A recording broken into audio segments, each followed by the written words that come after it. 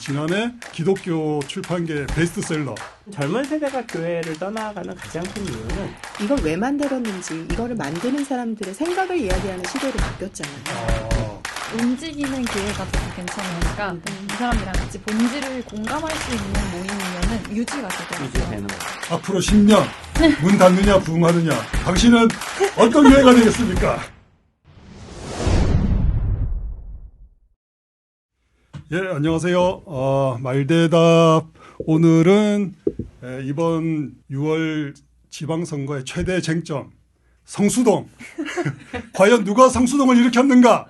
예, 이게 주제라고 할 수도 있는데, 예, 뭐 그거에 이제 정치권에서 자기들끼리 이제 싸우는 거고, 우리는 성수동에서 교회가 무엇을 배울 수 있을까?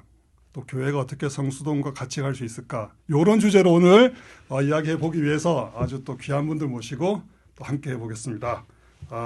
제가 오늘 책을 한 권 가져왔는데요. 오무교회가 온다. 이 책 보신 분들도 있으실지 모르겠는데 지난해 기독교 출판계 베스트셀러, 난데없이 떨어진 베스트셀러입니다. 예, 이 책의 저자이신 황인권 인권앤파트너스 대표님 오늘 모셨습니다. 네, 반갑습니다. 예.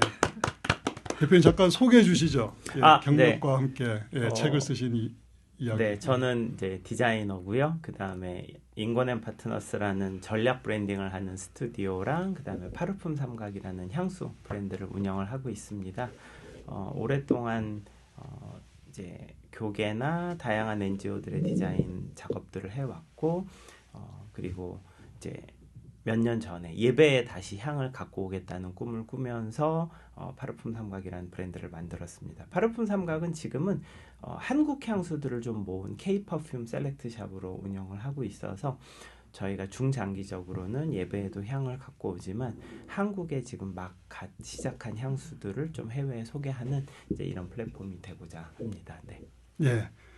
또 침례교 목사님의 아들로 자라시면서 또 신학까지 하셨는데 목사 안수는 안 받으시고 세상 가운데에서 지금 방황하면서 방황은 아니고 예, 그 기업 브랜딩 또 그 컨설팅 이런 일들을 하고 계시면서 아주 또 재미있는 책을 쓰셔서 오늘 성수동 이야기를 이 책과 함께 해보려고 합니다.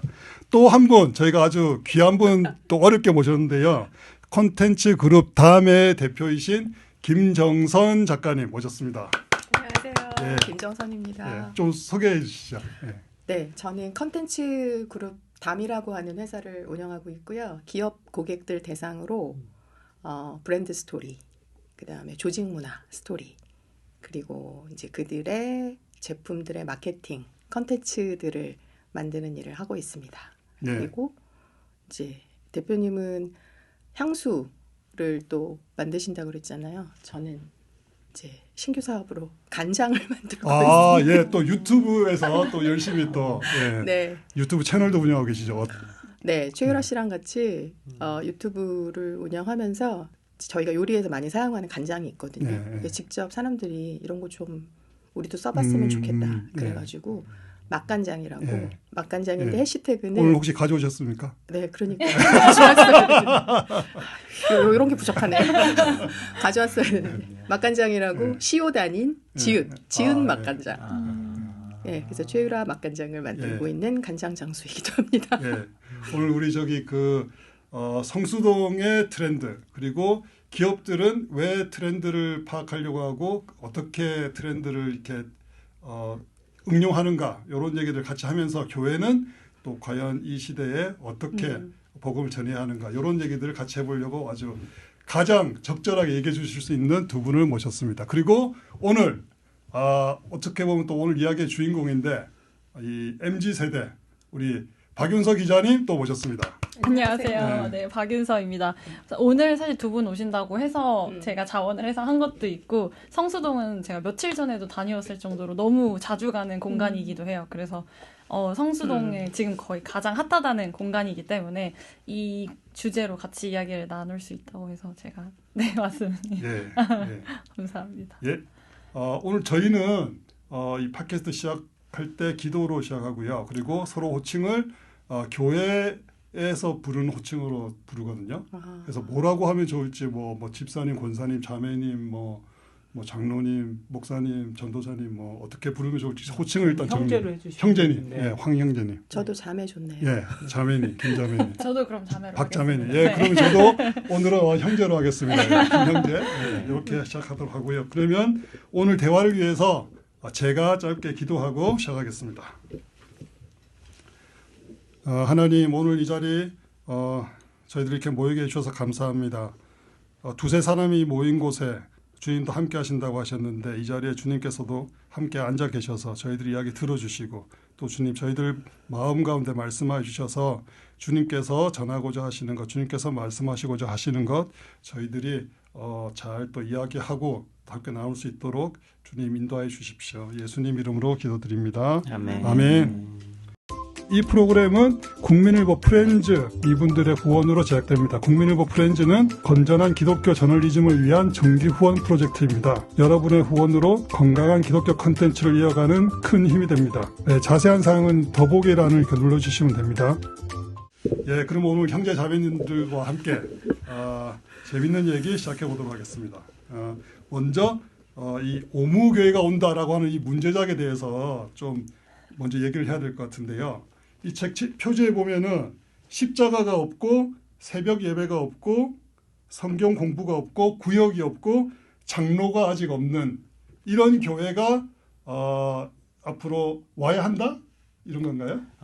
사실은 왔다죠. 왔다. 오무교회가 왔다. 이미 왔다. 왔다. 예, 네. 예. 근데 왜 이게 없는 교회여야 하는지 그게 참 궁금하더라고요. 약간 도발적이기도 하고. 그렇죠. 일부러 네. 도발적인 제목을 썼고 이제 원래 좀 건전한 제목은 Rise of the New Paradigm Church였습니다. 뭐 약간 스타워즈 같은 느낌이에요. 그런 예. 느낌입니다. 그래서 저는 이제 대학원에서 디지털 미디어 디자인을 전공을 했고, 근데 사실은 디지털 미디어 디자인 제가 이제 학부 전공이 신학이니까 대학원에서는 이제 디자이너 공부를 하라 하셔가지고 했지만 수업을 듣기는 디자인 경영 수업을 더 많이 들었습니다. 많이 들었고. 저희 이제 많은 대학원 동기들은 다 선행 디자인 센터라는 데 가 있어요. 그래서 뭐 삼성이나 이런 대기업들에서 이제 프로토타입이나 이제 앞으로 나올 시제품들을 만드는, 그러니까 조금 더 빨리 뭔가 사이클이 빠른 거죠. 그래서 저도 이제 기본적으로 프로젝트들을 하면서 방대한 리서치들을 많이 하고 있는데 이런 자료들을 좀 모아 보니까 이 교회 형태들이 좀 달라지고 있구나. 그래서 특별히 이제 미국 교회나 영국 교회나 해외 교회들을 많이 보면서 저희가 10년 전부터 좀 교회가 확확 바뀌는 것 같으니 이제 이렇게 좀 바꾸시면 어떠냐라고 했는데 이제 뭐 많이 혼을 났죠. 그때도 이제 그때 강의 제목은 교회 파괴적 혁신이었는데 네. 교회를 파괴하라. 그렇게 이제 사실은 원래 혁신이라는 게 존속적 혁신과 파괴적 혁신이 있는데 뭐 사실은 테슬라가 지금 모든 것을 다 갈아엎었고 자동차 쪽은, 그리고 또 이제 지금 아마 공장들 같은 경우에는 이제 아틀라스 요번에 현대자동차 이런 게 원튼 원치 않던 시대나 사회를 확 바꾸니까 이제 그런 제목으로 오랫동안 강의를 하다가 이제 저희가 코비드 19 이후에 이제 완전히 새로운 교회들이 한국에도 등장을 했구나라고 생각을 하면서 이제 오무교회가 왔다라고 하면은 안 팔릴 것 같길래 좀 더 온다. 그래서 이제 그런 느낌으로 대비하라. 그렇죠. 사실은 왔지만 왔는데 이제 같이 올라타자 약간 이런 느낌으로. 근데 십자가가 없다라고 하는 게 네. 처음부터 이제 굉장히 진짜 파괴를 넘어가지고 야 이건 약간 능멸이 아닌가 이런 생각까지 들 정도로 맞습니다. 굉장히 네. 강하게 다가오더라고요. 그래서 이게 좀 도발적이지만 또 기성 교회인들의 입장에서는 이래도 되는가 약간 그런 생각도 들거든요. 근데 왜 없어야 됩니까? 일단은 이제 저희가 많은 새로 생기는 교회들, 그러니까 우리나라뿐만이 아니라 뭐 해외에 이제 소위 부흥한다고 하는 교회들에서 공통적으로 나타나는 현상이 로고에 십자가가 없어지더라고요. 교회 로고에서? 네네. 교회 안에 가보면은 뭐 이제 십자가가 다 있고 또 성경 말씀 어느 것도 거부하지 않고 다 정말 정상적인 교단의 정상적인 교회들인데 로고는 딱 보면은 이름을 빼면은 이게 문화센터 로고인지 체육관인지 알 수 없게 음. 바뀌는 것이 지난 10년 사이에 있었던 일이고 왜 이런 일이 생기는가를 오랫동안 관찰을 하다가 저희가 보니까 기독교를 한 번도 접해보지 않았거나 교회를 와본 적이 없는 사람들이 점점 늘어나는 교회 사회에서 이제 이런 현상들이 생기는 것을 알게 되었고 이제 이런 십자가를 사실은 십자가 신앙을 절대로 거부하는 것이 아니라 로고 앞에서는 그냥 우리가 문턱을 조금 낮춰서 이렇게 동네 이웃 같은 이제 교회 이름이 있고 교단도 있죠. 근데 이제 나중에는 가보면은 십자가가 다 있지만 앞에서는 조금 더 친근한 형태로 하는 것을 알게 되었는데 이제 이거에 대해서 상당히 오랫동안 제가 이것이 과연 신학적으로 맞는 것인가라는 고민을 좀 했었고, 근데 저희가 보니까 2019년에 영국의 이제 감리교회랑 그다음에 성결교회가 같이 연구를 해서 복음을 접해보지 못한 젊은 세대들에게 이제 가는 선교적 교회가 되자 이제 그런 사례들을 좀 보면서 이것이 선교학적으로는 충분히 시도가 되시는구나라는 것을 알게 되면서 책에 좀 담그게 되었습니다. 그러니까 저희 교회 예배실에서 십자가를 없앤다 이게 아니고 전혀 아니죠. 교회 네. 로고에서 네, 맞습니다. 로고가 이제 교회 첫 인상이고 그렇죠. 교회 안 다니는 분들도 보는 거니까 거기서 십자가를 그래서 없앤다. 이제 정확하게는 업계 용어로는 터치 포인트라고 하는데 제일 처음에 만나는 데를 복음을 절대로 거부하거나 숨기는 것이 아니라 그 사회나 그 세대가 이해할 수 있는 데까지 이제 몸을 낮추겠다. 그러니까 친구가 되겠다라는 정성거라고 새벽 생각하고 기도를 있습니다. 없애는 게 근데 문턱을 낮추나요? 새벽 기도도 없애자고 하시는. 새벽 기도는 이제 두 가지 의견이 있는데 일단은 이제 이 책에 보면은 뒤에 나오는 14개의 교회들이 있습니다. 근데 그것은 제가 원고를 쓴 게 아니라 그 목사님들께서 다 직접 써주셔서 가로 열고 그 목사님들의 이름이 저는 오탈자만 검수를 했는데 다 말씀하시기를 우리 교회는 오무교회다. 이미.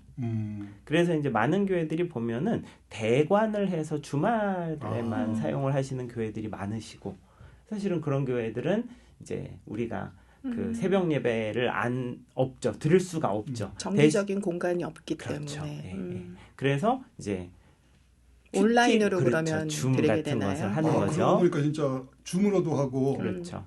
카페에서 새벽에 아침에 일찍 스타벅스에서 모이는 모임도 있고 그러잖아요. 그렇죠. 그러면 이제 그거에 대해서 이것을 예배로 생각하시는 분들도 계시지만 이것은 예배가 아닙니다라고 하시는 분들도 있죠. 그렇습니다. 그런 과도기인 것 같아요. 그러니까 이제 저도 이 책을 읽으면서 이거를 한 번 읽으면 안 되겠다고 싶은 것들이 이제 어떤 부분들은 그럴 것도 같고, 근데 이제 저희가 또 하나의 뭔가 여기 나온 사례들이나 뭐 이제 서비스들이나 브랜드나 기업의 노력들 같은 것들이 우리가 이제 또 하나의 뭔가 서비스나 브랜드를 만들기 위한 것이 아니라 우리가 교회라는 것들이 과연 세상에 있는 활동들에서 어떤 것들을 배워야 되는지를 생각을 하는데 좀 가장 중요한 것들이 우리는 그 교회 안에 있어야 되는 반드시 있어야 되는 진리와 믿음과 말씀과 이런 것들이 있잖아요. 근데 이제 이런 것들을 이렇게 1대1로 이렇게 대치해서 얘기할 수 있는 것인가에 대한 고민들이 읽으면서 이제 되더라고요. 그래서 한 번 읽으면 이제 문제 제기가 되는 것이고 화두를 던지시는 책이 아닌가. 저는 100% 맞습니다. 네. 근데 지금 김자매님은 교회에서도 지금 그 교회학교 또 교사 오래 하셨죠. 교사를 이제 했었고 지금은 안 네. 하고 있는데 네. 교사를 했었었죠. 그 요 책 내용 중에 이제 성경 공부를 없애자라는 것도 있잖아요. 그 저는 네. 약간 이것까지 없애도 되나 이런 생각이 약간 들더라고요. 그 교사 하셨던 입장에서 어떠세요? 그냥 저는 말 그대로 성경 공부를 그냥 없애야 된다라는 의미로 받아들이지는 않았고요. 이제 지금 세대에게 맞는 어쨌든 그 대상에게 맞는 방식의 성경 공부가 필요하다라는 식으로 이해를 했어요. 100% 그렇고 네. 책에 어디에도 제가 중간에도 썼지만 이게 성경 공부를 없애자는 것은 아닌데 기본적으로 사실은 성경 공부 없음이라 적혀. 아 그렇죠. 네네네. 이제 책을 이 제목은 이제 약간 어그러고 성경 공부는 근데 필요하다고 그럼, 저는 생각하는. 그럼 당연히 있어요. 네, 당연히 있어요. 저는 이제 관찰자라고 말씀을 드렸는데 저희가 10년 동안 서구 북반구 교회들을 관찰을 해보면서 개신교 문화권이죠 사실. 그런데 그런 문화권에서 교회를 안 다니는 사람들이 늘어나는데, 그러니까 머리로는 아는데 그리고 문화에 녹아들어 있는데 교회를 가본 적은 없는 거죠. 근데 알기는 알아요. 근데 이런 교회들을 이제 보니까 큰 부흥들이 있더라고요. 뭐 1,000명 교회가 5,000명이 되기도 하고 10,000명 교회가, 그러니까 미국 교회, 영국 교회가 다 허물어져 가고 있다 그러는데 모든 교회가 다 닫히는 게 아니라 큰 부흥이 있는 교회들이 있는데 관찰하면 관찰할수록 그런 교회들이 보면은 정규 성경 공부가 없습니다. 그러니까 한국 같은 경우에는 딱 들어오게 되면 뭐하고 저는 또 지구촌교회에서 홍보기획실장을 하면서 이동훈 목사님 모시고 교재 디자인 제가 다 했죠. 연구소 로고 만들었죠. 뭐 그런 제가 전문이 그건데 왜 이 교회들이 다 성경 공부가 점점 없어지지? 그리고 그 성경 공부도 없고 그다음에 구역 모임이 왜 없어지지? 이제 근데 저희가 어떤 것을 좀 알게 되었냐면은 그러니까 우리나라는 교회에서 구역을 이렇게 잘라주는데 이제 새로 생기는 이런 교회들, 서구권의 교회들이나 우리나라에서도 새로 생기는 교회들은 보면 성도님들이 주체적으로 그룹을 만들 수 있게 해주고. 그래서 근데 그 그룹이라는 게 그 아파트 구역별로 이런 게 아니고 나이별로도 아니고 그게 아니라 뭐 영화를 좋아하는 사람이라던가 그 다음에 3교대 직장을 다니는 사람들이라던가 관심사별로. 그렇죠. 네. 그리고 거기에 맞춘 성경 공부가 각각 그룹 안에서 운영이 되더라. 그러니까 전통적으로 이 루틴하게 이거를 쫓아오는 거는 이제는 외국이나 이런 새로 부흥하는 교회들에서는 많이 보이지 않더라. 그래서 이제 보니까 저희도 사회에 나가서 보면은 사회에서 교육 커리큘럼이라는 게 전통적인 것들은 이제는 점점 더 작아지거나 잘 안 하게 되는 것 같고 정말 다양한 콘텍스트에 맞추는 새로운 형태의 교육 커리큘럼들이 생기는 것을 보게 되면서 수준별 맞춤 학습 같은 거잖아요. 그런 거죠. 네. 타겟의 니즈에 맞는 그렇죠. 성경 근데 공부도 저는 필요하다. 이제 기성 이제 교회에 적이 돼 있어가지고 네. 그러면 어떤 형태일까라고 하는 게 감이 안 잡히거든요. 우리가 성경 공부는 이제 이런 교재 가지고 있으면서 이제 리더 한 분이 성경 말씀 읽고 같이 질문하고 얘기하면서 이렇게 하는 거잖아요. 근데 이게 정규적인 성경 공부라면 비정규적인 게릴라적인 성경 공부는 어떤 게 있냐면은 예를 들어 가지고 그러니까 루틴한 성경 공부가 있는 건 아닌 것 같아요. 근데 이제 예를 들어서 초신자들을 위한 성경 개관 이런 것들은 개설이 됩니다. 정기적으로 1년에. 그렇지만 이제 어떤 성경 공부가 있느냐?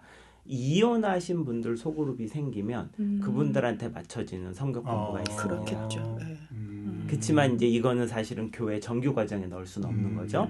그 다음에 예를 들어 가지고 이제 혼자서 자녀를 키우시는 맞아요. 그룹들이 있으시고 그런 그룹들한테는 사실은 성경 공부 같은 것만 가는 게 아니라 실제 교회에서 이분들의 생활에 어떤 것을 케어할 수 있는지랑 성경 공부랑 그 그룹이 같이 움직이는 거죠. 그러니까 기존의 전통적인 교회 구조에서는 이런 거에 대응을 할 수가 없는 거더라. 근데 이제 새로 생기고 부흥하는 교회들은 보면은 엄청 플렉서블한 형태로 이 모임의 그룹의 형태에 따라서 맞춤으로 이게 들어간다는 것을 알게 되었습니다. 그러니까 어떻게 보면 조금 자연스러운 변화인 것 네. 같아요. 왜냐하면 이제 설교는 말하자면은 목사님이 강단에 설교를 하실 때는 이제 모두에게 해당하는 범용적인 말씀을 맞습니다. 하실 수밖에 없는데 네. 그런 말씀에서 분명히 또 시험 당하는 사람들도 있을 수 있거든요. 방금 이제 말씀하신 그런 뭐 한 자녀라던가 네, 맞습니다. 자녀가 없는 네, 사람이라던가 뭐 네. 이혼을 했다던가. 그렇죠. 근데 이제 그걸 아우르는 설교를 할 수밖에 없는데 또 반대로 이렇게 그 니즈별로 이제 우리가 보통 얘기할 때 네. 아니면 상황별로 관심사별로 나눠서 네. 그들한테 필요한 케어 프로그램이 결합이 된 그렇죠. 뭐 공부나 말씀이나 이런 에너지가 들어간다라고 하면 그러고 보니까 필요한 생각나는 것 게 같죠. 저희 네. 교회도 저희 교회 이제 그 다문화라고 해야 되나? 그러니까 그렇죠. 이제 한국인하고 결혼하신 맞아요. 부인분이 저희 교회 이제 몇 가정에 이제 찾아왔었는데 음. 우리는 그냥 동네 교회다 보니까 그 동네 사람들이 이렇게 모여 있잖아요. 그러니까 이렇게 와가지고 저희가 특별히 뭐 뭔가 잘못한 것 같지는 않은데 적응을 이렇게 쉽게 못 하시고 못 나오시는 경우 이렇게 몇 번 봤거든요. 그래서 아 저분들이 적응하려면은 뭔가 좀 그분들한테 맞는 게 좀 그렇죠. 있으면 좋겠다는 생각했는데 맞습니다. 그런 얘기군요. 그렇죠. 그리고 이것이 우리나라에서 더 이상 낯선 개념이 아니라 사회는 다 이렇게 돌아가고 있고 제가 볼 때는 교회들도 이런 거가 대응이 되는 교회나 이렇게 이제 프레임워크가 있는 교회면 예를 들어서 젊은 세대 특히 40대 이하나 30대나 20대들은 사실은 전통 교회는 가면 맞추라고 하는 거거든요. 우리가 정답이 있으니까 우리한테 맞춰인데 역동성도 많이 사실은 제가 느끼기엔 사라진 부분들이 있는 것 같은데 이쪽은 뭔가 북적북적한 느낌인데 딱 들어가면 환대도 받고 그 다음에 너가 상황이 이래 그러면 우리가 요런 팀들이랑 요렇게 한번 붙여줄게 이런 어떤 엄청난 플렉서블이 있는 거고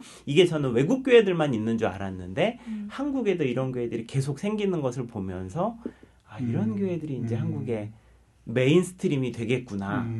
이제 그러면 이제 그 다음은 뭐냐 하면은 그러면 사실은 30대 이하에서는 다 이런 교회로 가게 될 텐데 전통 교회들은 지금은 이제 어른들이 헌금도 많이 하시고 이제 그렇지만 10년 후에는 어떻게 될 것인가가 이제 책의 단계인데 대부분 교회들의 그게 이제 숙제인 것 같아요. 저는 뭐 교회를 한 교회를 오래 다녔으니까 그쵸 한 40년 여간 이제 한 교회를 다녔네요. 40년이요. 네. 충성된 아주 그러니까 이제 근데 가장 한국 교회에서 볼 수 있는 전통적인 그런 몇 년 되신 교회예요? 110년? 120년? 네. 이제 그런 교회인데 저는 이제 그 교회에 이제 40여 년 가까이 다니고 있는데 교회 고인물이네 그죠? 완전 완전 고인물인데 그러니까 이제 저는 어렸을 때 학창 시절부터 다녔으니까, 그러니까 이 교회에서 학창 시절에 뭐 엄청 열심히 학생 활동을 한 건 아니지만 그 기억이 있거든요. 그때 당시 이제 생각해 보면 교회 학생부, 고등부, 그러니까 중등부 뭐 오빠들은 다 멋있었어요. 그리고 그렇죠. 공부도 잘하고 맞습니다. 모범생들이 그때는 맞습니다. 많이 다녔어요. 네, 그래서 맞아요. 막 그런 교회 오빠들이란 말이 맞습니다. 있잖아요. 네. 교회 오빠들 교회 보면 누나도 있고 네, 맞습니다. 네. 그리고 지금은 안 하지만 크리스마스 때는 새벽송 같은 거 맞습니다. 모르시죠? 새벽송 저희까지는 돌잖아요. 새벽송 세대. 네, 새벽에 이렇게 네. 새벽송 돌고 교회에서 맞습니다. 놀고 그런 네. 이제 기억들이 있는데 지금은 제가 이제 고등부 교사를 했지만 일단 모이지가 않으니까 그런 거를 생각할 수가 없는 상황이에요. 그리고 부모님들은 교회를 열심히 다니셔도 그 자녀들이 고등부에 나오지는 않아요. 그럼요. 그러니까 이제 사실 그 장년부나 성인들의 숫자들은 뭐 이제 점진적으로 이제 감소를 하겠죠. 돌아가시는 분들도 많고 출생률은 떨어지고 그러니까 그런데 그 자녀들이 고등부나 이런 그 학생회 활동들을 안 하니까 점점 교회 규모에 비해서 이제 특별한 프로그램들이나 이런 것들이 있지 않으면 젊은 계속 세대가 점점 이제 줄어들고 네, 점점점 급속히. 줄어들죠. 네. 그러니까 그래서 이제 저도 그런 문제 때문에 좀 고민을 해봤는데 지금 말씀하신 것 형제님 말씀하신 것과 비교해 보면 이제 다양성을 필요로 하는 시대인데 지금 시대는 교회라는 곳은 이제 다양성과는 지금 약간 좀 무관했던 곳이잖아요. 지금 근데 세상은 빠르게 변하고 있고 그 빠른 문화와 그 이제 세태에 따라서 교육받은 아이들이 나오고 있는데 젊은이들이 있는데 이제 교회는 여전히 그곳에 머물러 있고 그런 게 있는 것 같아요. 저도 이제 학창 시절에 교회에서 뭐 연극제를 한다거나 뭐 이렇게 성가 대회를 한다거나 이러면은 이제 교회 안 다니는 친구들도 야 연극한다 이렇게 같이 보러 가고 맞아요. 노래하니까 보러 가고 네. 뭐 이런 게 있었는데 지금은 사실은 뭐 세상에서 하는 게 훨씬 더 화려하고 더 프로페셔널하고 더 재밌으니까 그런 거 한다고 교회 가자고 해도 약간 뭐 별 재미도 없고 뭐 하면서 별로 이게 안 되는 거죠. 그러니까 교회의 문화적인 수준이 예전에는 세상보다 좀 앞서가고 거기 가면 재밌는 게 있었고 했는데 네. 지금은 세상이 훨씬 더 앞서가고 있으니까 교회의 매력이 그만큼 상대적으로 떨어지고 우리는 좀 제자리에 있는 것 같은 느낌이 드는 그런 게 있을 수 있겠네요. 우리 박자매님은 어떠세요? 교회의 문화가 좀 네. 세상보다 앞서 있다 이런 느낌들 경험들이 있었어요?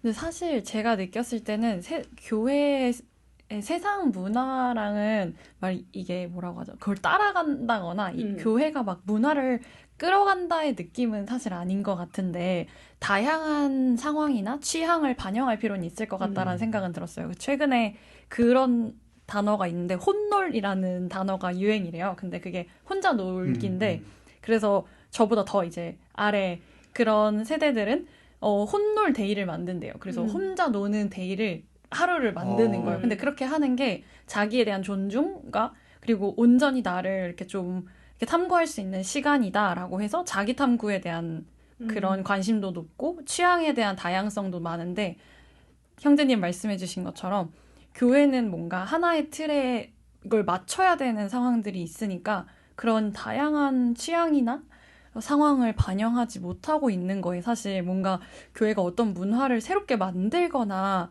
막 그렇게 해야 될 필요는 없다고 생각을 하거든요, 저는. 근데 뭔가 그런 니즈들이나 수평적인 문화에 있어서 그런 그 방향성을 조금 못 따라가고 있는 거 아닌가라는 생각은 들었었습니다. 그래서 교회들이 그런 고민들을 실제로 많이 하시는데 방법에 대해서는 아직 이제 문제는 다 교회가 변화해야 한다, 좀 달라져야 한다라는 문제의식은 많이들 하고 계신 것 같아요. 저는 이제 한 교회만 다녔으니까 저희 교회의 경우를 보더라도 그런데 이제 구체적으로 어떻게, 얼만큼, 어디까지 바뀌어야 하는지 왜냐하면 아까 말씀드린 것처럼 이 안에 우리는 그냥 또 다른 뭔가의 뭐 상업 공간이나 서비스를 만드는 곳이 아니잖아요. 교회는 반드시 또 있어야 되는 가치들이 있으니까 그것들을 어디까지 지키면서 이거를 변해야 되는지 그 고민들이 막 시작되고 있지 않나. 이제 오무교회가 이미 왔다고는 하시지만 많은 교회들은 한국에 있는 많은 교회들은 이제 그 고민을 막 하고 계신 시점이 아닌가 싶은 생각이 들었어요. 맞는 것 같아요. 네. 정말로 책이 팔린 걸 보면서 그런 생각을 하였습니다. 네, 오늘 네. 바로 그런 얘기를 이제 해보려고 네. 합니다. 네. 본격적으로 이제 얘기하자면 네. 그 황 형제님께서는 네. 청년들이 교회를 이제 기존의 교회에 있던 청년들이 교회를 떠나는 이유가 믿음이 없어서가 아니고 교회가 너무 촌스러워져서 그렇다라고 얘기를 하신 건가요? 이 책에서? 약간 그런 분위기인 것 같아요. 전체적으로 막 이렇게 트렌디하게 막 이렇게 성수동 사진도 많이 나오고 뭐 유튜브 썸네일도 많이 나오고 하면서 이렇게 굉장히 이렇게 세상은 멋지고 이렇게 트렌디해지는데 교회는 아직도 5가지를 지키고 있다. 뭐 이렇게. 예. 뭐 아주 제일 하고 싶었던 얘기는 뭐 좀 세게 얘기해도 되나요? 예, 예. 아, 네. 뭐 여러 가지 뭐황 형제님의 책임하에 뭐든지 네, 말해가시면 알겠습니다. 뭐 사실은 저는 교회가 한국 교회가 사회적으로 신의를 잃었죠. 네, 그게 가장 큰 이유라고 생각을 합니다. 그렇지만 이제 저는 제가 그런 이야기를 할 레벨의 사람도 아니라고 생각을 하고 저는 그냥 디자이너로서 어쨌든 제가 10년 동안 200교회 이상을 좀 다녀보고 그 다음에 또 많은 목사님들이나 선교사님들을 모시고 정기적으로 성수동이나 홍대나 트렌드 사파리를 하는 입장에서 아주 헤비한 얘기 말고 조금 곁에 있는 이야기들을 좀 들여서 환기를 시키는 것도 의미가 있겠다라고 이제 생각을 하게 됐던 거고 교회가 촌스러워서 떠난다고 생각하지는 않습니다. 네. 그거랑 상관없는 것 같아요. 예. 마찬가지로 책도 성수동에는 힙한 거를 땡겨오면 교회가 되느냐 가능성이 있긴 하지만 또 좀 다른 것 같습니다. 그리고 책 앞에서 이제 제일 처음에 제가 드렸던 얘기는 뭐였냐면은 생각보다 교회 밖의 시선에서 교회를 바라본 책들이 많지 않더라. 그래서 이제 저는 조금 바깥의 젊은 세대가 이렇게 살아가고 있고 이런 것들에 시간을 쓰니 그런 거를 교회가 조금 더 객관적으로 봐주시면 어떻겠는가. 이제라고 생각을 했습니다. 저는 젊은 세대가 교회를 떠나가는 가장 큰 이유는 기성세대나 아니면 교회 리더십들이 이해하려고 하지 않는다고 생각을 합니다.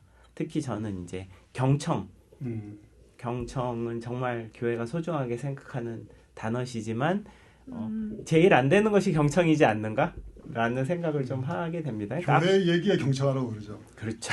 맞습니다. 네, 정말로. 그러니까 되게 쉽게 얘기하면 컨텍스트지만 우리나라가 벌써 1인 가족이 36%가 대도시에서 넘어간 것 같은데 아직도 정말 많은 교회들은 4인 가족을 세팅으로 이제 목회 계획을 세우시고 그것이 저는 나쁘다는 거는 아닌데 만약에 그 에너지에 조금을 빼서 결혼하지 않고 못하거나 결혼하지 않고 혼자 사는 청년들이 실제로 무슨 고민을 하고 어떤 생활을 하는지를 좀 알 수 있다면 만약에 정말 많은 청년들이 그 전세 사기 같은 거를 해서 자살을 하기도 하고 이랬는데 만약에 교회들이나 교단 차원에서 그런 것들을 좀 서포트할 수 있는 프로그램들이 만약에 있었다면 왜냐하면은 제가 되게 가슴 아팠던 게 5천만 원이라는 돈이 정말 얼마 큰 돈이지만 목숨을 내지 않아도 되는 돈이 평생 걸면 벌 수 있는 돈이라고 생각을 하는데 그거를 사기 당했다고 한 청년이 목숨을 끊었단 말이죠. 이제 그러니까 저는 그런 생각을 하는 거죠. 청년들이 왜 떠났는가? 어른들이 귀를 기울이지 않았기 때문이라고 생각을 합니다. 그리고 저는 이제 사실은 거기서 조금 더 도발적인 얘기를 하게 된 건데 그래서 지난 10년, 15년, 20년 동안 젊은 청년들이나 젊은 세대가 교회가 우리의 이야기를 들어주세요라고 말했는데 교회들은 듣지 않으셨고 그래서 젊은이들이 젊은이들의 교회를 만들기 시작을 했다. 그래서 오무교회라는 것들이 제가 보면은 그런 젊은이들이 모인 교회들이고 우리가 교회가 오랫동안 붙들어오던 외형적인 것들을 절대로 무시하는 게 아니라 사실은 복음이라는 것은 예수님께서 죽으셨다가 다시 살아나시고 사람들을 사랑하시는 요거가 다거든요. 십자가도 어떤 교단에서는 예배당에다 십자가를 놓지 않습니다. 우상이를 그러니까 나쁘게 이해가 될 수 있기 때문에 그렇기 때문에 저는 이제 이런 교회들이 진짜 서로 사랑하는 것만 딱 붙들고 시작하는 교회들이 생겼는데 이제 여러 가지를 붙들고 계시는 전통 교회들은 어떻게 하실 거냐라는 질문을 던지고 싶었습니다. 네. 교회가 그러니까 한국의 우리 제도적인 교회가 참 세상에서 많은 또 무리를 빚기도 하고 우리도 또 기자들은 그런 걸 더 많이 이렇게 보잖아요. 그렇죠. 그럴 때마다 참 안타깝고 참 답답하고 그런데 이제 그런 고민 속에서 디자이너의 입장에서 뭐라도 좀 얘기를 하고 싶다라고 해서 이제 그런 이제 고민 끝에 이렇게 책을 쓰셨다. 예. 5년 전에 약간 병을 진단을 받은 게 있어서 잘 관리를 하고 있는데 이제 그때 제 마음에 만약에 하나님께서 나를 바로 부르시면 나는 뭘 남기고 가야 되는가? 라고 이제 질문을 주셨을 때 그럼 이제 그동안 많은 교회들을 다니면서 강의를 했던 내용들을 조금 정리를 하자. 이제 라고 생각을 해주시면 될 것 같습니다. 황 형제님께서 이 교회를 위해서 내가 마지막으로 뭔가 이렇게 마지막이 될지 마지막 전단계로 다음 책 쓰고 있습니다. 네, 이제 바로 가는 건 아니고요. 네. 그렇게 쓰신 책이다. 그런데 굉장히 트렌디하게 사진도 굉장히 많고요. 뭐 여기 현대백화점 로고가 들어오고 막 이런 책인데 근데 이걸 이제 그런 아주 굉장히 무거운 마음을 가지고 그렇죠. 네. 쓰셨군요. 그래서 완전히 되게 가벼운 책이라고 생각해 주시는 분도 있고 그 다음에 어떤 분은 되게 위험한 책이라고 말씀을 해주시는 분도 있고 다양하게. 저도 불안해가지고 추천사를 33명한테 받았습니다. 네. 교회가 또 많이 보수적이잖아요. 네. 어쨌든 조금만 좀 다른 이야기를 하더라도 맞습니다. 네, 돌아오는 또 맞습니다. 화살이 그럼요. 만만치 맞습니다. 않기 때문에. 네. 그래서 사실은 저는 많은 분들이 이제 저희가 교회 클라이언트들이 있으시니까 이제 MDB를 해서 목사 연수를 받으면 어떠냐 이제 제안들이 있으셨는데 제가 이제 고사를 했던 가장 큰 이유 중에 하나가 그러니까 사역이라는 것이 꼭 어떤 타이틀이 있어야 되는 것인가라는 생각도 했지만 경계선이 좀 필요하더라고요. 그러니까 안에 있지도 않고 바깥에 있지도 않아서 만약에 제가 이제 더 대학원에서 신학을 공부하고 뭐 사역을 하는 목회자가 됐다면 이런 책은 아마 못 썼을 것 같아요. 목회자가 되셨으면은 더 이야기를 못했을 것 같아요. 맞습니다. 네, 그 길, 네. 그 질서 안에 있으면은 맞습니다. 오히려 맘대로 네. 얘기 못하셨을 수도 맞습니다. 있을 것 100%. 같아요. 예. 네. 대번에 이제 바로 막 전화가 한 300통 정도가 오는데 지금은 이제 이 책은 되게 재미난 일이 하나 있었는데 그 엄청 이 책에 대해서 부정적으로 평가하시는 유튜브가 있습니다. 그래서 조회수가 꽤 나오고 근데 되게 스마트하신 목사님이시라고 저는 생각을 해요. 예. 그래서 이제 말도 안 되고 되게 이제 부정적으로 하셨는데 책에 대해서는 엄청적으로 부정적으로 말씀을 하시는데 제 이름은 한 번도 안 나와요. 인신 공격은 안 되도록 하고 싶다는 어떤. 그래서 딱 느낌이 혹시라도 소송이 있을 것을 대비를 하시는구나. 소송을 대비해서 라는 생각을 하게 좋게 되었습니다. 해석했네요. 목사님이어서 이름만은 얘기하지 않는구나라고 생각하시죠. 뭐 제가 볼 때 그런 느낌 아니고요. 네. 그러니까 이게 보면은 만약에 제가 목회자였다면 네. 그런 거 못 하겠죠. 그렇지만 이제 어떻게 보면은 저는 그냥 디자이너니까 일반인이죠. 사회에 있는 사람이니까 그렇군요. 그러면은 저희가 법무법인 하나 선임해가지고 진행해 보시 이제 아마도 그렇지 않았을까. 정말로 3편인가를 올리셨는데 제 이름이 한 번도 안 나와요. 그래서 이제 항상 끝날 때는 그렇지만 이 책은 되게 의미가 있는 책이고 그 다음에 저자가 되게 잘 쓰셨고 그래서 굉장히 현명하신 목사님. 현명하신 분이라고 생각합니다. 네. 그리고 저는 되게 안 좋게 평가를 해주셨지만 감사한 게 바이럴이 많이 되었습니다. 그래서 매출에 도움이 된다면 원래 무풀보다 악플이 악플이 더 낫다. 낫잖아요. 맞습니다. 네, 맞습니다. 네. 네. 저 형제님 얘기 들으면서 그 생각 많이 했는데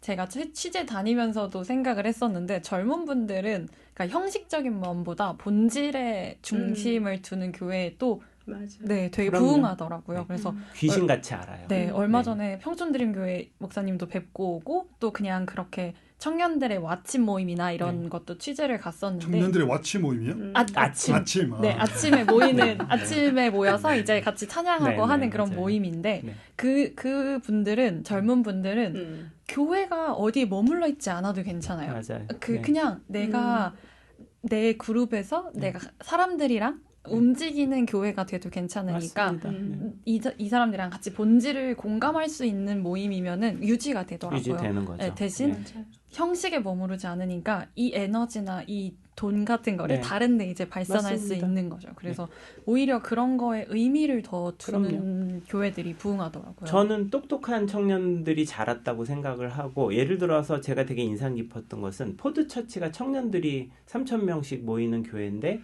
사실은 공간을 빌려서 예배를 드리고 카카오톡으로 예약을 한단 말이죠. 그럼 우리가 전통적으로 생각할 때 교회는 일단은 건물 세팅을 하고 건물이 없으면 아직도 많은 교단에서는 교회로 허가가 안 납니다.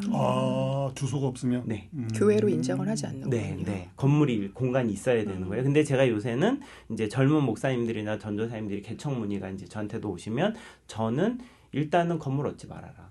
그러니까 옛날 같으면 상가교회라도 얻으시는데 그럴 필요 없다. 왜냐하면은 지금은 인스타그램 팔로워가 10,000명 되면 패스트5 같은데 주말에 공유 공간에서 예배 한 번. 그 다음에 팔로워가 2만 3만 됐을 때 이제 계약해서 그냥 매주 말 빌리는 거. 이렇게 해도 사실 아까 말씀하신 것처럼 저희가 볼 때는 40대 이하에서는 다 오케이신 것 같아요. 네.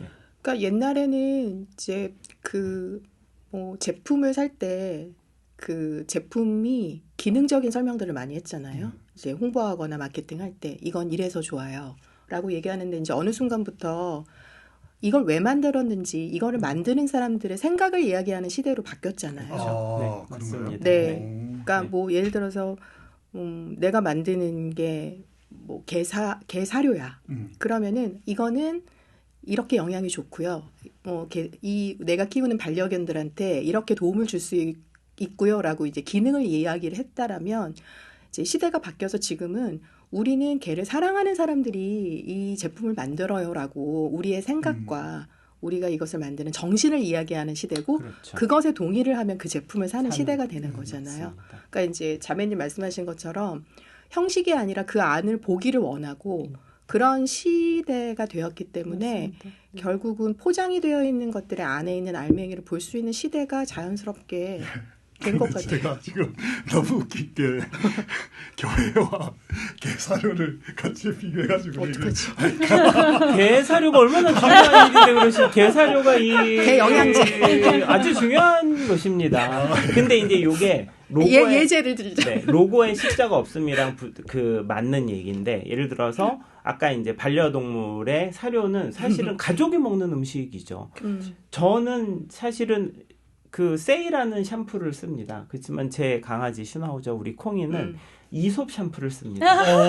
오, 훨씬 비싼. 네, 저는 13,000원짜리를 쓰는데 걔는 47,000원. 네. 네. 근데 그 아까 말씀하신 대로 스토리를 본다 그러지만 이제 이런 거죠. 그냥 말로 보는 게 아니라 유튜브 가가지고 실제 강아지를 얼마나 좋아했는지 막 입양한 얘기 그런 거 다 보고 인스타그램 가가지고 주말에 어디 가가지고 봉사활동 뭐 하는지를 다 체크를 하니까 이게 진짜인지 아닌지를 캐치를 하는 거죠.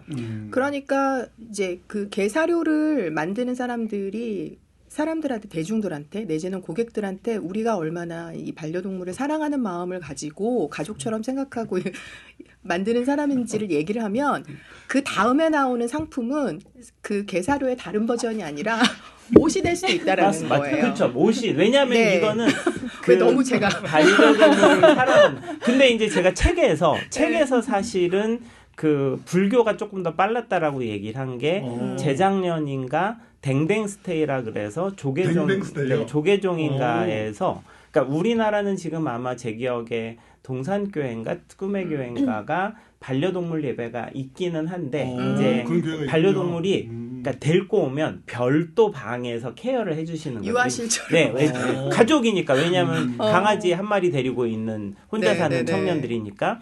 근데 우리 댕풀스테이, 우리는 아니죠. 댕풀스테이는 법당 안에 같이 들어가서 그 절을 하게 해줬어요. 근데 절이 재밌는 거를 키스를 많이 주네. 하는 것 같아요.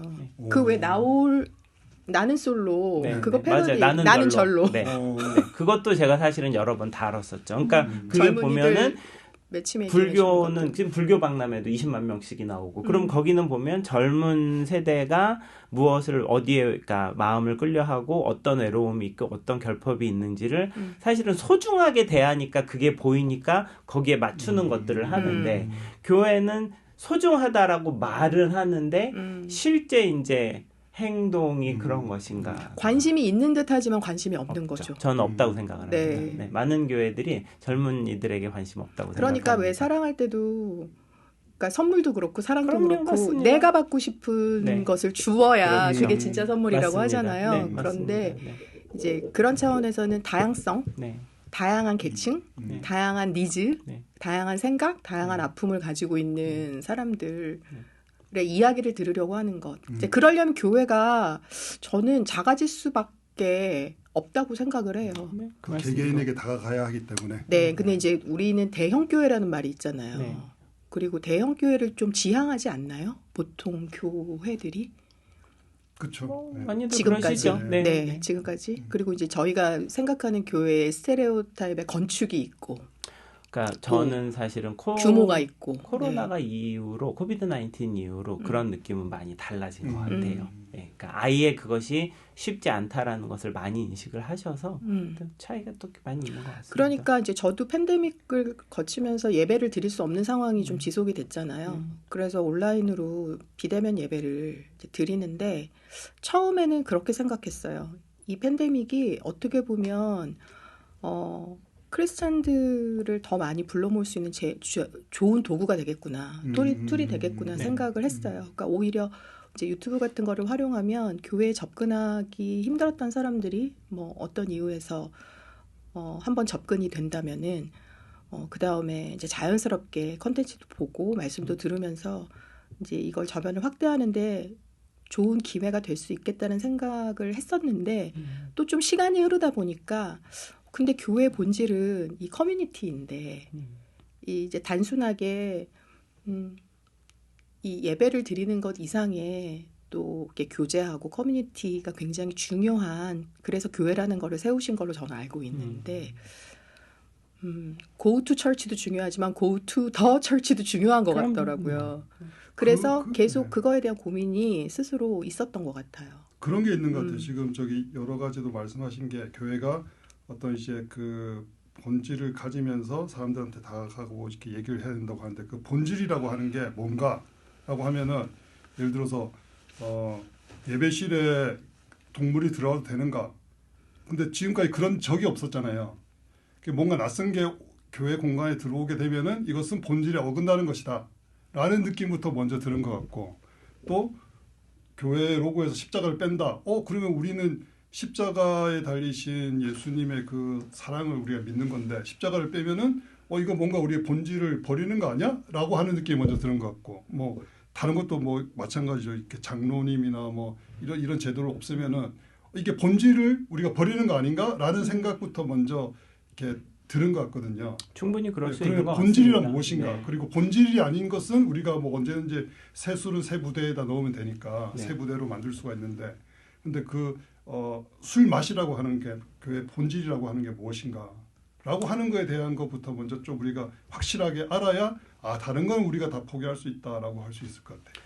그러니까 사실은 저는 막 해체론자는 아닙니다. 그렇기 때문에 우리가 예배라든지 각 교단이 가지는 어떤 그 역사 속에서 가져왔던 다 이유가 있어서 생긴 것이고 이제 늘어난 것인데 특히 이제 저 같은 경우에는 이제 향수를 하게 되면서 제 꿈이 예배의 향을 갖고 오는 건데 개신교회는 사실은 예배에서 향을 다 뺐거든요. 그러니까 다른 모든 종교들 가톨릭도 그렇고 뭐 불교나 동방정교가 다 향이 있는데 개신교회는 예배에서 향을 뺐고 저는 그 충분히 존중을 합니다. 이유가 있어서 그것을 뺐지만 이제 다시 갖고자 하는 입장인데 이제 앞으로 돌아가서 제가 많은 교회들을 가서 느낀 게 뭐냐면은 본당이 지성소의 현현이라는 느낌을 받았습니다. 그러니까 거룩하고 성령이 임재하시고 그 다음에 그 문을 열고 들어가기만 하면은 그러니까 하나님의 앞에 있는 그런 느낌인데 제가 너무너무 재미난 게 뭐였냐면 미국 교회들은 실용적이기 때문에 그럴 수도 있겠지만 걔네들이라고 할게요. 걔네들은 그 웹사이트가 있는데 처치 스테이지 디자인 아이디어 .com이라는 웹사이트가 있습니다. 처치 스테이지 디자인. 네. 강대상을 디자인하는 거네요. 그러니까 이제 예배 빼골 같은 거를 이제 예배 때마다 디자인을 네, 하는 네. 거죠. 그러니까 제가 어떤 느낌을 받았냐면은 우리나라에서는 예배당, 본당 그러면은 진짜 구약의 성전 같은 권위나 힘이나 느낌이나 그래서 막 높게 하고 흰색 대리석 바르는데 이런 새로 생기는 교회들은 뒤에다가 막 엄청 조명 때려가지고 막 영화관이나 무슨 콘서트장처럼 만들거든요.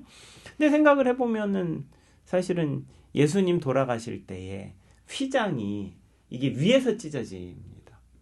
그러니까 하나님께서 사실은 이제는 구약의 성전은 더 이상 있지 않아. 라고 하셨다고 제가 이제 신학을 너무 오래전에 공부를 해서 이제 기억이 가물가물한데 맞을 겁니다 아마. 이제 그런데 왜 우리나라 교회들은 이것을 붙들고 있는가라는 이제 사실은 고민을 많이 했습니다.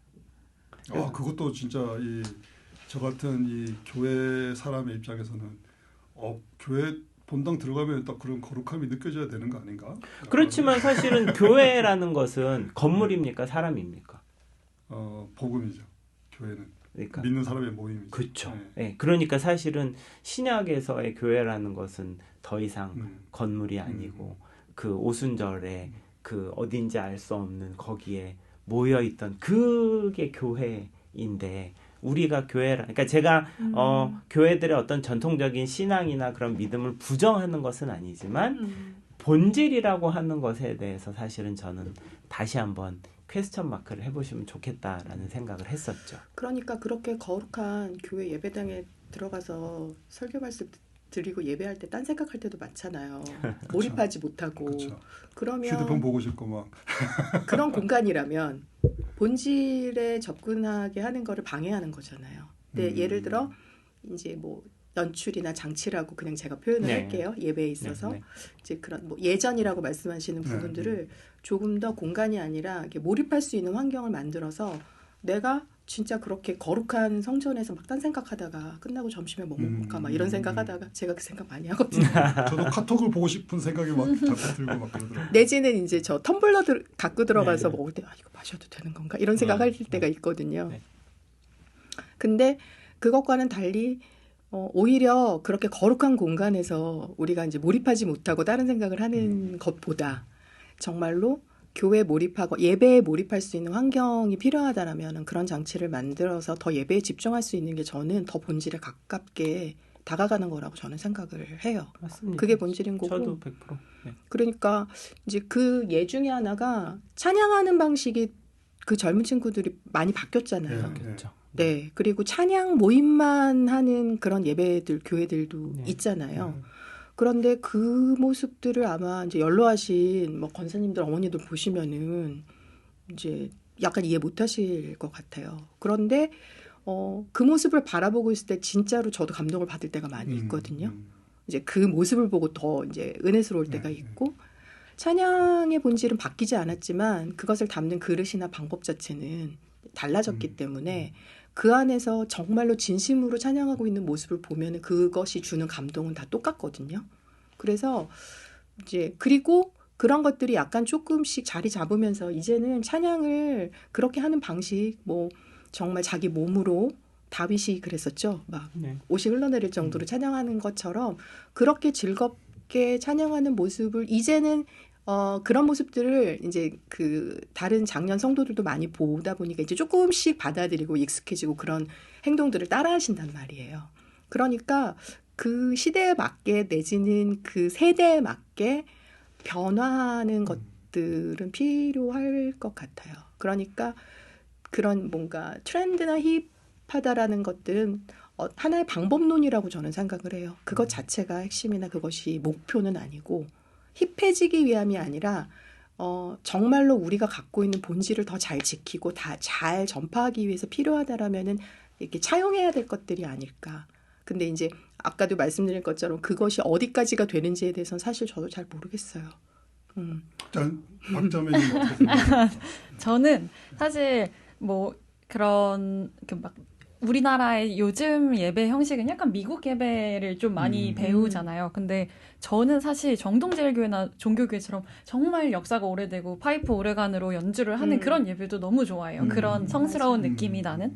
그래서 사실 그냥 이건 저 개인적인 생각이라서 뭐가 맞는지 모르겠지만 그냥 그 본질이 변하지 않는다면 교회가 다양한 예배 형식을 그냥 받아들여줬으면 좋겠다라고 생각을 하는 거예요. 이게 트렌드니까 이걸 다 따라가자가 아니고 이 예배는 우리 교회는 우린 성스러운 예배를 추구하는 교회야라고 하면 그건 그 교회의 색깔대로 역사 깊고 그런 예배 형식을 따라왔던 교회대로 남겨두고 이게 최근 뭐 트렌드고 여긴 젊은이들 교회야라고 하면 그건 그냥 그대로 인정하는 게 사실 어떻게 보면 다른 종교보다 개신교가 개교회성이 강해서 그걸 좀 이렇게 연합해야 된다 하는 목소리도 있지만 개교회성이 그게 오히려 한 교회의 개성이나 또 말씀해 주셨던 것처럼 브랜드로서 한 교회의 그런 색깔이 될 수도 있으니까 제가 느꼈을 땐 오히려 교회가 그러니까 따라가는 게 아니라요.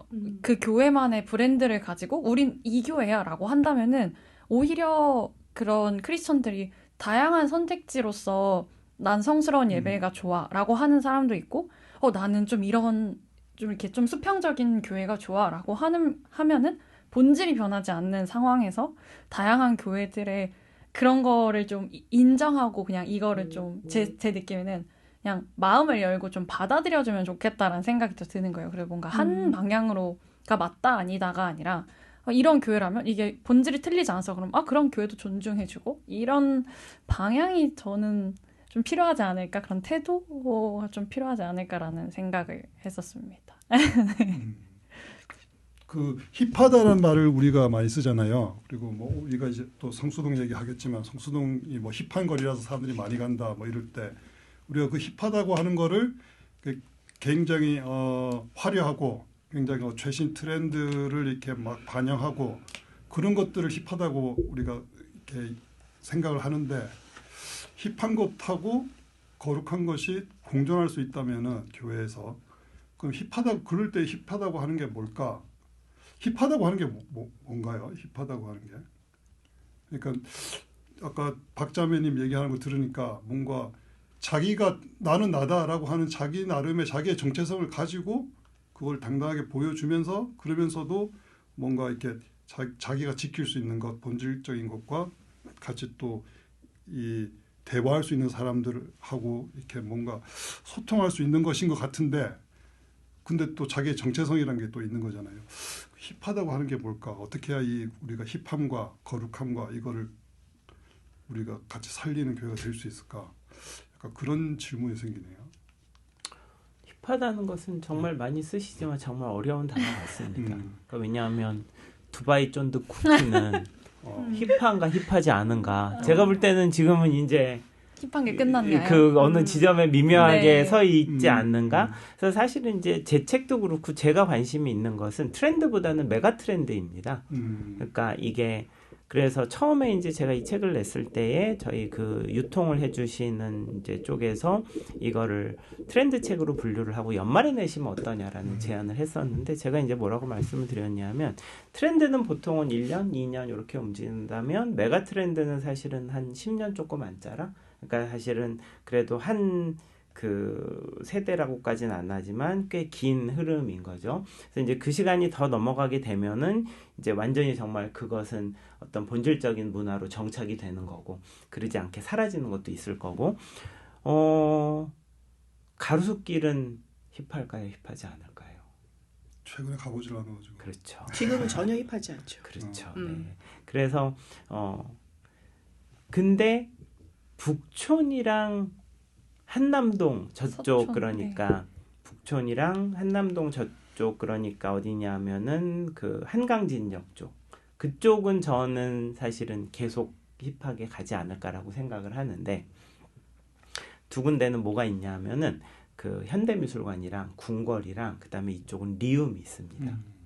그러니까 저는 어떤 생각을 좀 하게 됐었냐 하면은 그런 어떤 끊임없이 자기갱신을 하는 거대한 존재들의 어떤 주변부가 상당히 오래, 그래서 힙하다는 것은 단순히 어떤 최신 끝에 있는 엣지 이런 거보다는 어떤 그런 처절한 자기갱신이나 아니면은 그 외부에서의 끊이지 않는 어떤 이렇게 밀고 가거나 추진해서 가는 존재의 옆에 있는 것들이 좀 힙한 것이 아닌가라는 생각을 좀 하고 있습니다. 그래서 이 책에서는 사실은 성수동 얘기를 좀 많이 하게 됐던 것이죠. 기존에 이제 변하지 않은, 그러니까 말씀하신 부분들하고 조금 일맥상통하는 것이 기존에 있는 가치들, 전통적인 것들, 진짜 오센틱한 부분들이 있는데 그것에 머무르지 않고 그런 것들을 새롭게 해석을 해서 더 새로워지는 것을 보통 힙하다고 얘기를 하거든요.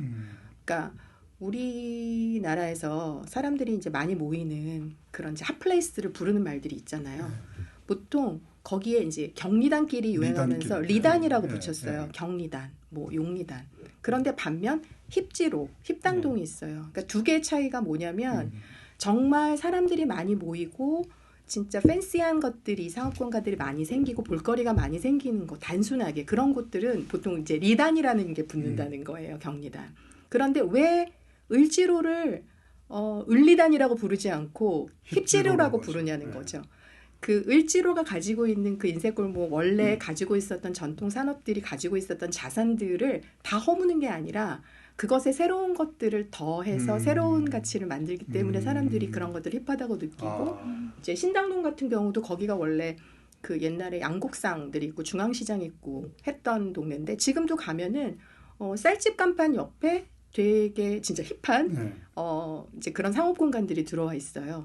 그러니까 기존에 있는 가치들이나 이런 것들을 부수지 않고 거기에 새로움을 이제 더할 때 그런 것들을 사람들은 이제 흔히 힙하다고 부르는 것 같아요. 그러니까 그렇습니다. 뭔가 하나의 그걸 이제 거룩이라는 것들하고 저는 힙과 거룩이 힙 vs 거룩은 아닌 것 같아요. 같은 위계의 맞아요. 문제는 맞습니다. 저는 아닌 것 같아요. 저도 동의합니다. 네, 같은 위계의 문제는 네. 아니고 네. 힙은 하나의 이제 방법론, 예를 들어 이제 포장지 같은 것들이죠.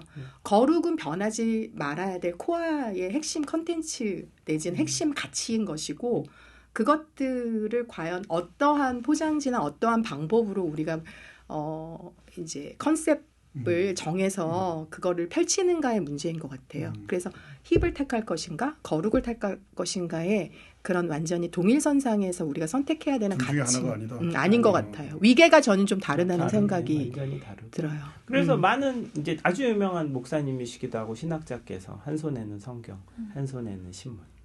그래서 저는 그렇죠. 이제 두 개가 같이 가야 되는 거라고 생각을 하는데 이제 한국 교회들은 성경, 신문은 난 잘 모르겠고. 아, 신문도 봐야 됩니다. 특히 그러니까요. 국민일보. 네. 국민일보 봐야 보시면 아주, 네, 좋습니다. 네. 저는 그 세 분 얘기를 들으면서 굉장히 이거 지금 유튜브 보시는 분들은 굉장히 지루할 수도 있는데 저는 굉장히 뭔가 인사이트가 있는 것 같아요. 그 힙하다고 하는 게 제가 든 생각이 힙하다고 하는 거는 나 자신과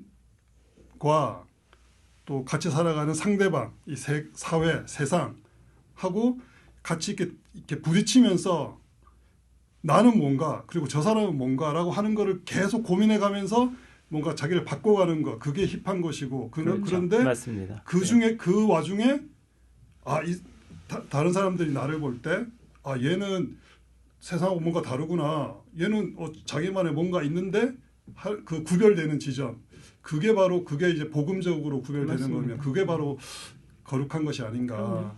그래서 우리 거룩함과 세상을 초대하고 또 우리가 세상 속에 들어가려고 하는 노력들 그게 같이 계속 이어지고 그걸 위해서 끝까지 우리가 씨름하는 것 그 모습 자체가 힙한 거 아닌가 그런 생각이 들어요. 그래서 힙한 교회가 많이 나와야 될 것 같아요. 그러니까 그런 뭐 건축이나 인테리어나 예배 형식이 아니라 그런 의미에서의 힙함을 그러니까 새로운 기운, 에너지를 전해줄 수 있는 교회들이 왔으면 좋겠고 나오고 있죠. 예, 많이 그런 새로 것 같아요. 많이 나오고 예, 여기 있습니다. 이 책에 보면은 네. 그런 노력들이 정말 새로웠어요. 네, 많이 나오고 있고 점점 늘어날 거라고 생각을 해서 저는 사실 목사님들도 많이 아셔야 될 것 같아요. 네, 그래서 네, 맞습니다. 많이 그 저도 저희 목사님한테 선물해야겠다. 감사합니다. 이제 저희 목사님 이제 여러분 계시는데 저 가장 젊은 목사님, 90년대생 목사님이 계시거든요. 근데 이제 제가 그 교사할 때 전도사님으로 오셨다가 졸업하시고 안수 받으시고 저희 교회에 계속 계시는. 근데 이제 저하고 가장 얘기가 잘 통하는 목사님이죠. 그러면 저는 막 담임 목사님한테도 선물하시죠. 왜? 네, 담임 목사님한테도 하고 그 목사님도 생각나고. 근데 그런 목사님하고 저는 가장 좋은 게 이런 교회가 가지고 있는 지금 현재 문제들이나 이런 것들을 그 목사님하고 얘기하는 게 참 좋거든요. 그러시군요. 예. 제가 그래서 막 그랬죠. 계엄 때. 왜 교회가 가만히 있는 거냐? 왜 다른 우리 목사님한테 왜 교회가 가만히 계시는 거냐? 저도 엄청 충격을 받았었고 왜 교회가 도대체 이 문제에 대해서 그다음에 왜 굿하고 이런 그때 이제 영부인 왜 가만히 있는 거냐? 우리 목사님한테 막 우리 그 제일 젊은 목사님한테 그러면 왜 지금 윤석열이 무기징역인데 가만히 있냐고 그러는 분도 계세요. 맞아요. 그런 얘기를 저는 진짜 충격이었어요. 네. 그래서 그런 이야기들을 네. 사실은 다른 목사님들은 얘기하면 이제 대답을 못 하시니까.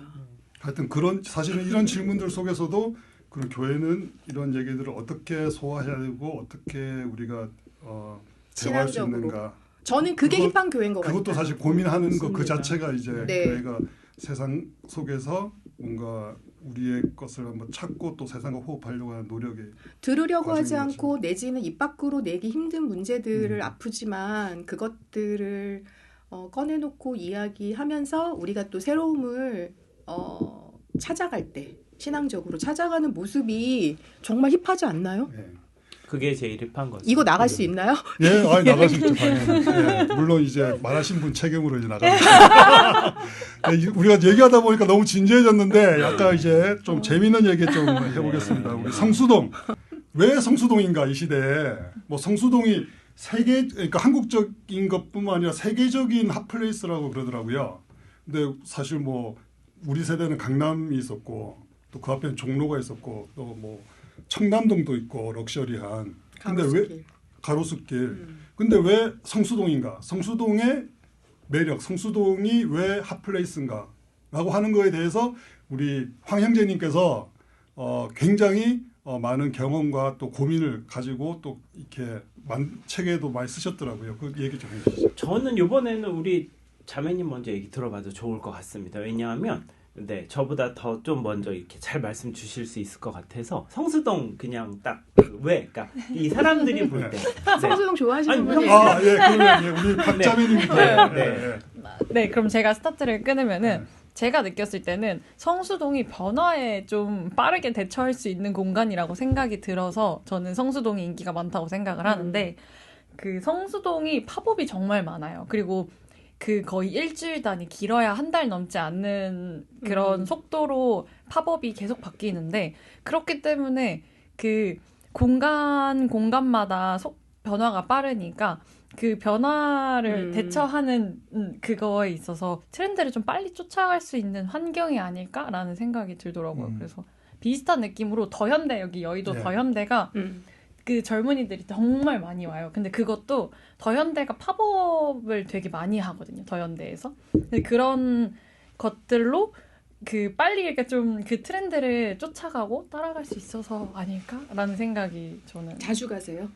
네, 전 팝업도 좋아해가지고 그냥 성수동도 자주 가고 더현대 뭐 얼마 전에 용산도 갔다 왔었는데 팝업 하는 데는 찾아서 갈 정도로 네, 그래서 그런 스토리 그 브랜드나 이런 스토리를 또 볼 수 있는 데가 팝업이기도 하니까 네, 그래서 그런 변화에 좀 빨리 가면은 뭔가 새로운 게 생겨져 있고 네네네. 그걸 보면은 재밌고 네네. 하니까 계속 네, 가게 되는 그렇기도 하고 그냥 성수 자체를 가면은 이게 트렌드구나를 좀 알 수도 있고 나도 네. 좀 업데이트하고 네네네 그렇게 할 수 있는 공간. 기업들이 많이 하잖아요. 거기서 이제 팝업 스토어를 많이 열잖아요. 성수동 찾아가고 일부러 거기서 매장을 일부러 내기도 하고 네. 기업들은 왜 어떤 매장을 딱 이렇게 크게 내는 물론 그런 데도 있지만 팝업이라고 하는 형태로 내고 또 팝업을 통해 가지고는 뭘 하려고 하는 거예요. 거기서 뭐 물건을 뭐 많이 팔려고 하는 건 아닌 것 같고 막 무슨 경험을 많이 시키고 막 이러는데 일단 지금 가장 많이 트래픽이 일어나는 곳이니까 사람들이 거겠죠. 모이니까. 이제 기업 입장에서는 그게 뭐 매출이 됐던 아니면은 브랜드의 인지도를 높이는 일이 됐건 자신들의 생각을 알리는 일이 됐건 많은 사람들이 알게 하는 것들이 이제 목표잖아요. 사실 왼손이 하는 일을 오른손이 모르게 하라 이건 아니잖아요. 기업의 활동들은. 근데 가장 그런 대상들이 많이 모이는 곳이고 그러다 보니 굉장히 중요한 공간으로 제가 볼 때는 이제 기업들이 인식을 하고 있는 것 같고 그러면은 사람들이 왜 많이 모이냐? 그러면은 이제 지금 자매님 얘기하신 것처럼 성수동에 가면은 볼거리, 할거리들 말하자면은 컨텐츠들이 되게 많은 거예요. 그래서 그곳에서 기꺼이 나의 시간을 투자하고 비용을 써서 가고 싶을 만한 가치가 있는 곳이라는 건데 그 말은 결국은 그 컨텐츠는 근데 양질의 컨텐츠가 많다라는 거죠. 양질의 컨텐츠는 돈이 들어요. 그러니까 거기에는 고퀄의 컨텐츠들이 많은데 고퀄의 컨텐츠들은 누가 만들 수 있냐? 그거는 기업들이 또 자본이 들어가서 만들어질 수 있는 거예요. 그러니까 성수동의 시작이 제가 알기로는 성수동의 시작이 원래 뭐 그런 스타트업들이나 또는 그런 그러니까 스타트업들이나 아니면 아티스트들이나 그러한 분들이 많이 모여서 성수동의 정체성을 만들었던 시기가 있었고 그런데 이제 그런 것들이 매력 자본이 돼서 그다음에 사람들이 많이 모이게 됐고 사람들이 많이 모이다 보니까 기업들이 이제 주시하게 된 거죠. 그러니까 지금은 거의 성수동의 흐름을 이끌고 있는 곳들은 사실 독립형 그런 스토어들이 아니거든요. 거의 다 대기업 자본들 하물며 외국계 명품들도 들어오고 있는 상황이고 이미 그 격전지가 거기 이제 성수동이 돼버린 거예요. 그러니까 그 선순환 구조가 지금은 순환 구조가 만들어지면서 거기에는 양질의 컨텐츠들은 갈수록 더 많아지게 되고 그리고 사람들은 더 많이 모이게 되는 사이클 안에 이제 들어가고 그 중간에 이제 보통 그렇게 되면 저희들이 이제 젠트리피케이션이라고 하잖아요. 더 이상 그곳을 이제 버티지 못하는 사람들이 바깥으로 밀려나는 현상들이 다른 이제 앞선 공간들에서 있었는데 이제 아마 지자체 차원에서 그런 것들을 초반에는 어느 정도 보완할 수 있는 그런 지자체 차원들의 그런 뭐 뒷받침도 있었고 이제 그런 것들이 다 맞물려서 성수가 그렇게 핫한 공간이 됐는데 앞으로는 저는 잘 모르겠어요. 이미 제가 알고 있기로는 성수동이 그 팝업하기 위해서 대기업들, 그러니까 웬만한 자본으로는 거기서 팝업을 하기가 힘든 거예요.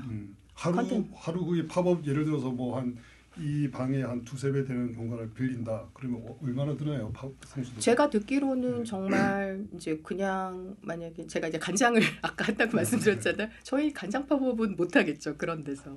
하루 빌리는데 뭐 몇 천만 원 호가하는 공간도 있고. 몇 천만 원. 네. 하루에.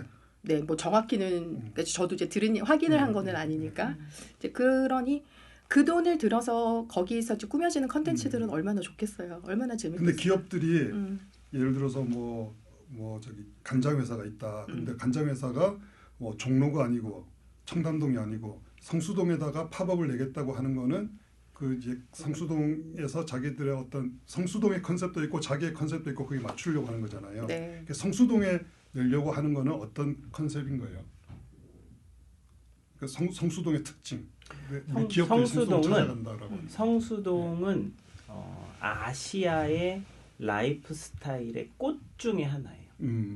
그러니까 도쿄가 있고 홍콩이 있고 상하이가 있고 서울이 있는데 지금은 사실은 서울이 되게 라이프 스타일을 리드하는 도시가 된 거죠. 그리고 그 중에서도 성수동에는 아까 말씀하신 대로 명품 브랜드들이나 이런 이제 정말 플레이를 잘하는 아주 되게 앞선 브랜드들이 성수동 오면 다 볼 수 있는 거죠. 그러니까 다른 데는 여러 군데를 다 가야 되는데 여기서는 연무장길을 쭉 지나가면은 뭐 4-50개를 한 번에 다 볼 수가 있으니까 이제는 지방에서도 올라오고 외국인들이 그다음에 해외에서 많죠. 오는 네. 거죠. 네. 그래서 실제로 정말 많은 해외 브랜드들의 대표님들이 사실은 투어를 하러 오세요.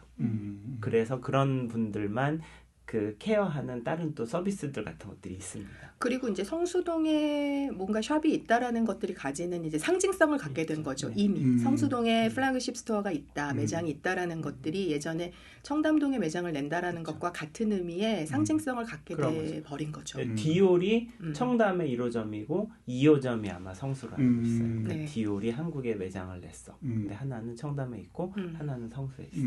그럼 뭐 그 청담동에 있으면 거기서는 이제 비싼 명품을 팔지만 성수동에 있는 디올은 젊은 세대하고 호흡할 수 있는 근데 디올이 젊은 세대한테 팔 수 있는 게 있나요? 2만 원짜리 카페라떼를 팔죠. 아 그래요? 디오르가? 그래서 디오르 카페가 있어요? 카페라떼? 카페 위에 네. 그 크리스티안 디올 이렇게 로고를 찍어서 아, 본 것 같다 사진. 그죠? 예약을 해보면 들어갈 수 있는데 그러니까 이제 여기서는 아주 큰 비용이 팔리지 않더라도 일단은 젊은 세대가 디올을 만날 수 있는 접점. 그 다음에 이제 지금은 사실은 청년들은 집을 살 수 없거든요. 그리고 대도시에선 차 필요 없거든요. 그러면은 사실은 36개월 할부로 700만 원짜리 백을 살 수 있죠. 그래서 2만 원짜리 커피를 먹으러 들어왔다가 카페를 들어가기 위해서 이렇게 백들을 지나가야 되거든요. 근데 이제 여기 700만 원짜리가 하나 있어. 그러면서 이제 20대 후반에서 30대 초반이 디올을 사게 되는 거죠. 그럼 기업들은 약간 장기적인 어떤 그 계획을 가지고 들어가는 것 같네. 그러니까 뭔가 커피를 팔면서 여기서 자기 브랜드 자체가 좀 젊은 느낌을 더 갖게도 하고 또 이 고객들이 언젠가 지금은 월급이 200만 원이지만 저 젊은이들이 300만 원, 400만 원 되면 우리 백을 할부로 사겠지라고 하는 것도 미리 포진을 하고 그런 것도 그런 거고 뭐가 있냐면은 예를 들어서 예전에는 마케팅비 10억을 가지고 TV랑 그 다음에 신문이랑 잡지에 뿌리면 매출이 일어났어요. 네. 그렇지만 지금은 보시는 분들만 보기 때문에 그 돈을 여기다 태워도 옛날만큼이 안 나오는 거죠. 그렇지만 성수동은 주말에 10만 명 넘게 올걸요? 오기도 하고 그들이 또 양산하는 컨텐츠에 그렇죠. 엄청난 양의 네. 포스팅들이 그렇죠. 있잖아요. 그러니까 여기 10억을 이쪽으로 태우면 수십만 명한테 이게 전달이 되니까 이제 사실은 레거시 미디어가 갖게 되는 도전이 사실은 성수동이랑 지금 싸우고 있는 거죠. 국민일보에 광고를 해야 되는데 그것보다 성수동에 팝업 내는 게 낫다. 왜냐하면은 훨씬 더 그게 저기가 되니까요. 그러니까 이게 그 공간 자체가 인스타그램인 거네요. 그렇죠.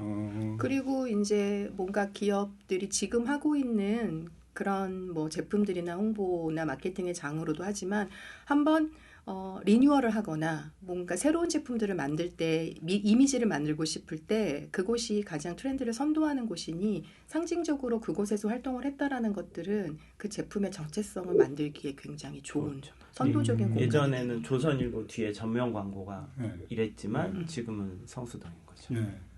그러고 보니까 맞아요. 저도 그 성수동에 갔을 때 레노버 매장이 있더라고요. 근데 그 전까지 레노버는 중국 컴퓨터고 약간 옛날 IBM의 짝퉁 아닌가 이런 느낌이었는데 그 성수동에 전시돼 있으니까 야 얘들도 뭔가 좀 열심히 잘 만드는구나 이런 느낌이 들더라고요. 국민일보 팝업하면 좋겠네요. 그렇죠. 국민일보 거기서 우리 신문사가 뭘 하면 좋을까요 거기서? 그런 뭔가 네. 그 공간에서 네. 컨텐츠를 만들어야 되겠죠. 국민일보 홍보할 수 있는 뉴스를 컨텐츠들.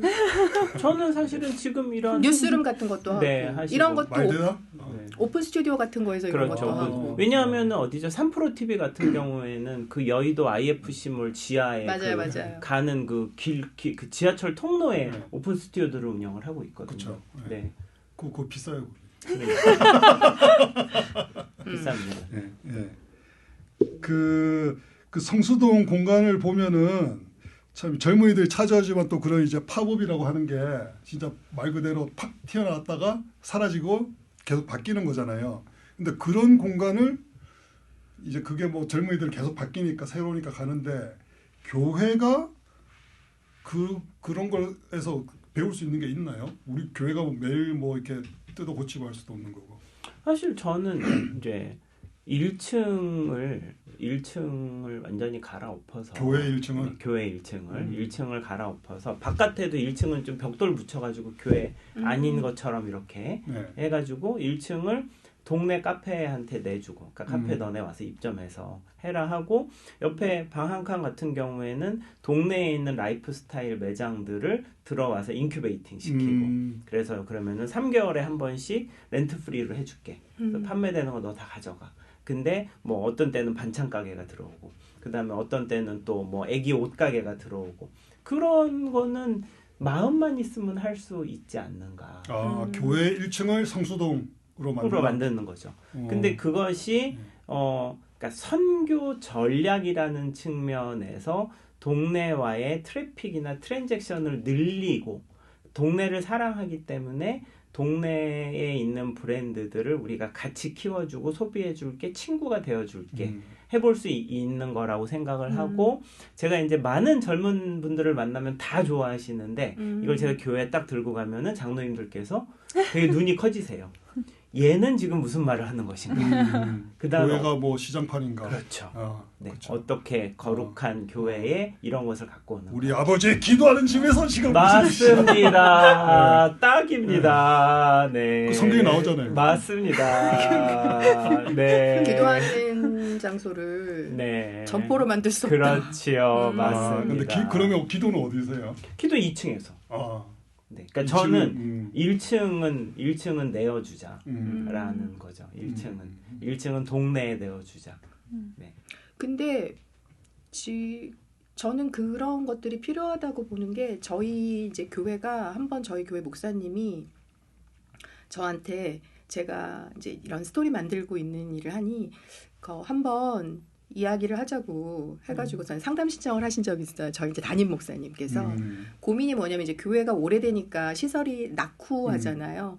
보수하는데 비용이 너무 많이 드는 거예요. 그러니까 이제 목사님은 차라리 이 교회에 있는 공간을 팔고 좀 외곽으로 나가서 교회 건축을 정말 사람들한테 쉼이 될 수 있는 공간으로 만들고, 아무래도 서울 도심에 그렇게 이제 있으면 땅값도 비싸고 하니 좀 넓은 공간의 공간도 만들고, 거기에 그런 카페 같은 것도 만들고. 그때 무슨 말씀을 이제 서로 나눴냐면은, 그렇게 해서 그러면은 그 지역에 있는 스타트업들이 공유 오피스 같은 그렇죠. 거 하잖아요. 네, 그런 거 하면 좋겠네요라는 얘기를 했었어요. 네, 맞아요. 그러면은 초기 창업하는 사람들이 공간도 필요한데 교회가 그런 곳들을 만들어주게 되면은 거기서는 하나님 예수님 얘기를 하진 않지만 그렇죠. 네, 그곳에 오는 사람들이 자연스럽게 와서 관계를 맺다 보면은 또 예배를 드리면서 교회를 또 경험할 수 있으니까, 그러니까 문턱이 조금 그런 식으로 낮아지는 게 아니라 달라져야 되는 그렇죠. 거예요. 들어오는 문 자체가 이제 낮다라고 하면 사람들이 지금도 낮다라고 얘기를 하지만 그 문턱을 안 들어오잖아요, 사람들이.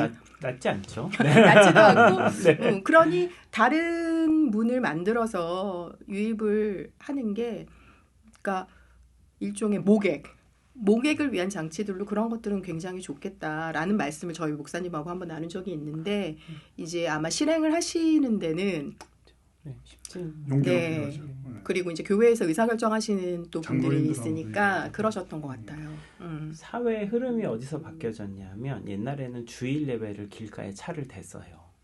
근데 지금은 그거를 사람들이 신고를 해요. 그래서 사실은 많은 교회들이 조금 두렵게 생각을 하셔야 되는 게 뭐냐면은 사회가 교회들한테 너가 우리 동네에서 하는 게 뭐야 라고 물어보고 있고 근데 옛날에 70년대 80년대에는 교회가 정말 지역에서 정말 그 빛이고 소금이었어요. 맞아요. 애들 챙기고 어려운 사람들 돕고 그치만 이제 저희가 볼 때는 그런 것들을 나라가 많이 가져갔거든요. 구제했던 네, 것들을. 그런 것들이 나라가 많이 가져가니까 이제 지금은 사실은 지역에 있는 교회들 같은 경우에는 동네에서 그러면은 저는 그 브릿지가 점점 끊어진다라고 생각을 하게 되는 거죠. 이제 그러니까 이제 자꾸 저는 내어주자. 원래 사실은 크리스찬은 다 내어주는 거잖아요. 그러면은 우리가 제일 소중하게 생각하는 교회야? 그러면 1층 내어주면은 얼마나 좋겠는가라는 꿈을 꾸고 있는 거죠. 우리 저 성수동 키제이신 박자매님 보시기에 이렇게 하면은 교회가 진짜 그 열릴 것 같아요. 사람들이 찾아오고 어떠세요? 근데 말씀해주셨던 것처럼 이렇게 하는 교회들이 있어요. 요즘엔 뭐 1층에 빵집으로 그래요? 네, 1층 그 빵집으로. 교회 카페는 있는데 네. 로컬하고 이렇게 그러니까 동네에 이렇게 가게들이 들어온다거나 이런 거는 좀 못 본 것 같은데 그런 데도 있어요? 동네 가게인지는 모르겠는데 거기에 계셨던 외부에 있는 이제 그 베이킹 하시는 분을 해서 거기에 카페를 만드신 교회는 있더라고요. 근데 우리 이렇게 교회 내어주신다는 말을 하셨는데 그래서 작은 도서관이나 뭐 이렇게 도서관을 교회 내에 만드는 데도 있고 해서 사실 막 이제는 뭔가 막 부족해서 교회를 찾지는 않는 것 같아요. 근데 약간의 말씀해 주셨던 것처럼 뭐 이렇게 뭐 스타트업 기업들이 그 공유 오피스로 사용할 수 있는 이렇게 뭔가 작은 공간 그런 좀 편하게 이용할 수 있는 공간들은 항상 필요하다고 생각하거든요. 그래서 제가 용인에 얼마 전에 취재 갔던 교회도 거기는 외부 청년들까지 막 이렇게 활발하게 오진 않는데 그 평일에 그냥 교회 식당을 열어두고 거기에 그 학생들이 공부할 수 있게 스터디 카페처럼 이렇게 벽을 쳐놓은 거예요. 그래서 교회 청년들이 일주일 내내 교회를 드나들어요. 근데 사실 그러기가 쉽지는 않거든요. 요즘엔 거의 주일만 오고 토요일도 잘 안 오고 이런데 일주일 내내 청년들이 왔다 갔다 하더라고요. 그래서 그런 공간들을 유휴 공간들을 좀 내어주고 활발하게 사용할 필요는 있을 것 같다라는 생각은 듭니다. 공간들도 많고 사실 교회는 평일에는 시간이 많은 노는 공간들이 많으니까. 그러고 보니까 저희 교회도 좀 자랑해야겠다. 목사님, 제가 좀 자랑하겠습니다. 우리 교회. 저는 저기 서울 남현동에 있는 남성교회라고 하는 곳 다니는데요. 저희 교회 지하실이 원래 식당이 엄청 컸거든요. 근데 코로나 때 이제 안 썼잖아요. 그러니까 목사님이 우리 목사님 새벽기도 정말 열심히 하시는데 막 열심히 하시다가 뭔가 환상을 보신 것 같아요. 그래가지고 지하에다가 키즈 카페를 만들자. 언젠가는 팬데믹이 끝날 것이기 때문에 그때 아이들을 데리고 올 수 있는 놀이터를 만들자 해가지고 키즈 카페 만들고 그 놀이 시설 있잖아요. 그걸 만들었어요, 교회에다가. 근데 공사 끝나니까 팬데믹 끝난 거예요. 그래서 동네 아이들이 와가지고 거기서 놀고. 많이 놀죠. 예. 그리고 그 코로나 때 공사비가 굉장히 쌌어요. 그래서 굉장히 저렴하게 공사했는데 팬데믹 끝나니까 갑자기 공사비가 2배, 3배 올라간 거예요. 그래서 모두 다. 예. 그래서 다 우리 목사님 정말 훌륭하시다 하고 다 박수 치시고 뭔가 정말 기도 열심히 하시는 목사님은 다르다. 그 아파트 단지가 있는 데서는 교회 키즈 카페가 꽤 됩니다. 그리고 그걸 찾아다니는 분들이 또 있어요. 왜냐하면 이렇게 막 상업적으로 한다기보다는 다 이렇게 좋은 그렇죠. 뜻을 가지고 하시니까. 저는 사실 그것도 재정이 좀 되시는 교회들은 찬성입니다. 그렇구나.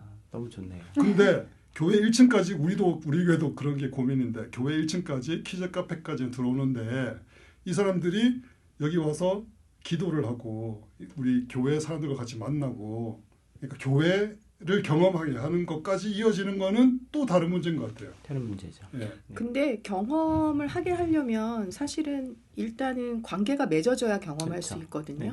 그러니까 이제 제가 이제 기획할 때 많이 쓰는 저희끼리 기획할 때 몇 가지 이제 순서가 있어요.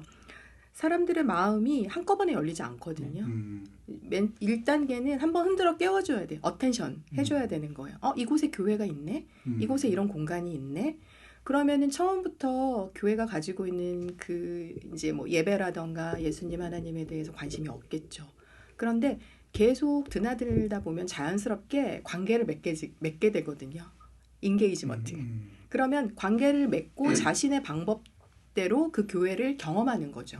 우리가 생각하는 방법은 아니지만 예배드리는 방법은 아니지만 그렇게 관계를 맺다가 보면은 이제 그 과정에서 본인의 깨달음이 오는 순간이 있을 거예요. 모두는 아니겠지만 이제 인스퍼레이션이 생기는 거예요. 저희는 그거를 일명 저희가 할 때 어텐션, 인게이지먼트, 인스퍼레이션 그 단계를 말하자면 거치겠죠. 누군가도. 그래서 일단 한번 관계를 맺기 위해서는 일단 와야지 경험을 할 수가 있는 것이고 관계를 맺을 수 있는 맞습니다. 것이고 네. 그래서 경험을 해야 그 다음에 자기 것이 됐던 떠나던 그 안에서의 다음의 기회가 만들어지는 것이라고 생각하는데 지금은 이제 어텐션도 안 들어오기가 되니까. 어텐션이 안 되는 상황이니 그들을 묻기가 오히려 거부감이 힘든 더 거죠. 크죠, 그죠? 네. 교회가 있네요. 이렇게 되는. 네. 그래서 처음은 오히려 자연스럽게 부지부식 간의 관계를 맺게 하기 위한 그런 뭔가의 어텐션은 필요하고 그런 것들이 이제 대부분의 교회들은 공간적으로 의미가 있으니까 예를 들면은 제주도에 가면 저는 물론 신자지만 그 방주교회를 꼭 간단 말이에요. 그리고 사람들은 거의 대부분 신자가 아니더라도 그곳을 간단 말이에요. 거기서 느껴지는 그 공간과 그 건축물이 좋아서 가는데 또 어느 날 이렇게 보면은 거기서 기도하고 예배하는 모습을 또 바깥에서 이렇게 보기도 하면서 매번은 아니겠지만 또 모두는 아니겠지만 그 중에 몇 명은 또 관심을 갖게 되고 또 어느 순간은 어느 한 사람은 그 순간에 하나님을 만날 수도 있고 그거는 모를 길이니까 그렇게 다양한 모습으로 다양한 기회를 제공하는 것들 이렇게 흔들어 깨우는 어텐션의 작업들이 교회가 필요하다. 네. 울타리를 치고 와라가 아니라 전방을 획파한 게 아니라 울타리를 약간 깨야 되는 작업들이 필요하지 않을까 싶어요. 근데 굉장히 힘든 작업일 거라는 생각이 드는 게. 근데 이 책을 보니까 가능할 것 같던데요. 오무교회가 왔습니다. 네. 근데 그런 게 있잖아요. 예를 들어서 우리 교회 1층을 개방해가지고 여기서 뭐 동네에 와가지고 뭐 반찬도 팔고 뭐 여기서 빨래방도 하고 예를 들어서 했다. 근데 장로님 입장에서는 또 목사님 입장에서는 바닥에다가 입구에 하나님은 당신을 사랑하십니다. 딱 붙여놓고 예배실 2층 딱 화살표도 붙여놓고 막 이런 걸 하고 싶은 생각이 들거든요. 근데 그렇게 하면은 또 약간 이게 뭔가 이렇게 교회가 이거 뭐 우리 끌어들여가지고 말이지 뭐 이렇게 전도하려고 하는 건가 하는 약간 또 거부감이 생길 것 같거든요. 그러니까 그 선이라고 하는 게 이제 제가 볼 때는 그거를 한 2년 동안 그냥 열심히 퍼주고 1년은 좀 짧습니다. 네. 한 3년까지 하면 네. 좋아요. 한 다음에 우리가 근데 한번 모임을 하려고 하니 2층에 요때 한번 넘어와 오실까요 하면은 마음에 빛이 있는 사람들은 2층 올라옵니다. 그 3년을 견디는 게 정말 근데 지역교회 입장에서는 거의 미션 임파서블에 가깝지 않을까. 그렇지만 지난 5년에서 10년 사이에 누가 왔는가를 한번 계산기를 두들겨 보시면 좋을 것 같습니다. 네. 그 계산을 해야 되는데 네. 지역교회 입장에서는 그러니까 네. 그게 약간 차이인 것 같아요. 우리 개신교는 각 그 교회 단위로 이렇게 뭔가 우리가 이 사고를 많이 하기 때문에 3년 동안 우리가 쭉 공간을 개방해가지고 여기서 교회에 대한 친숙한 이미지를 만든다라고 하는 게 예를 들어서 교단 차원이면은 교단 차원에서는 더 쉽게 결정할 수 있을 것 같은데 개교회 차원에서는 한 1년 몇 개월 해보니까 사람들이 와서 화장실에서 담배도 피고 어떤 사람은 뭐 술 취해서 들어온 사람도 있고 이거 또 뭐 말라고 하다 보면 그냥 끊어버리고 그러니까 뭔가 이렇게 장기적인 플랜을 갖기가 좀 어려운 거 아닌가 그런 생각도 들기는 하네요. 뭐 충분히 사실은 이제 그런 고민이 있으신 게 맞는데 제가 교회 가서 이제 무슨 말씀을 많이 드리냐면 제 의견에 동의하지 않으셔도 상관없는데 그 헌금 시뮬레이션 한번 해보셔라.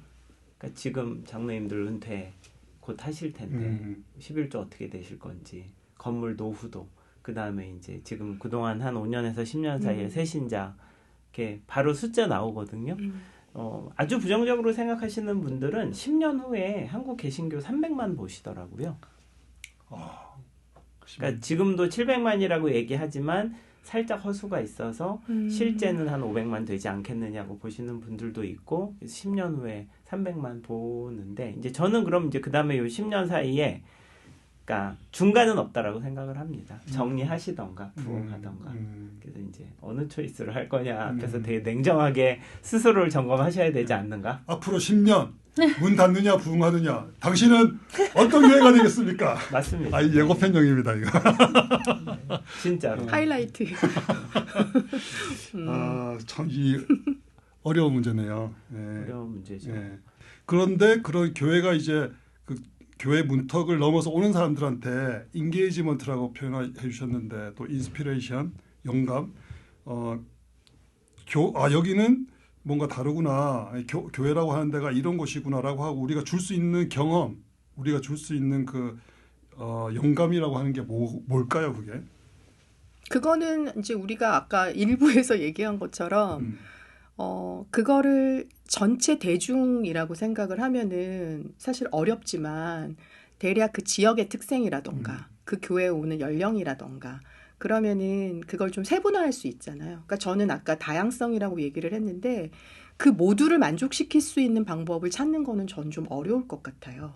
그러니까 그 지역에서 오는 우리 교회를 찾는 사람들의 특성이나 이런 사람들을 잘 살펴보면 과연 그들한테 필요한 것들이 무엇인지가 그러니까 전체 불특정 다수가 아닌 조금 더 좁혀진 세그먼트를 가지고 바라보면은 저는 거기서 답이 나올 수 있을 것 같아요. 그러니까 뭐라 그래? 다품종 소량 생산이 필요한 시대 같다. 일단 교회 오시는 분들을 우리가 또 같이 보면서 그분들한테 뭔가 필요한 게 그 지역 그리고 그 교회가 위치한 지역의 특성이라는 것이 분명히 있을 거거든요. 사실 강남에 있는 교회가 갖고 있는 곳과 또 지방에 있는 뭔가 소도시가 다를 거 아니에요.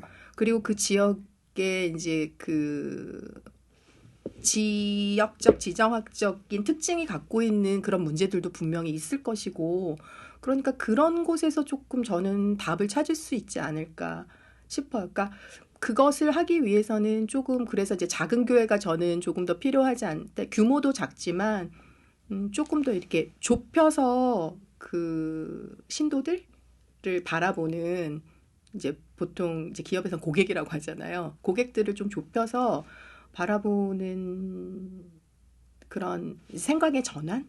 교회가? 이제 그게 지금은 제가 볼 때는 연령 순으로 돼 있지 않나요? 교회는? 저희 교회가 그런지 모르겠지만 1여전도회, 2여전도회, 청년회 뭐 이제 그런 식의 구분이잖아요. 기껏해야 교회 학교.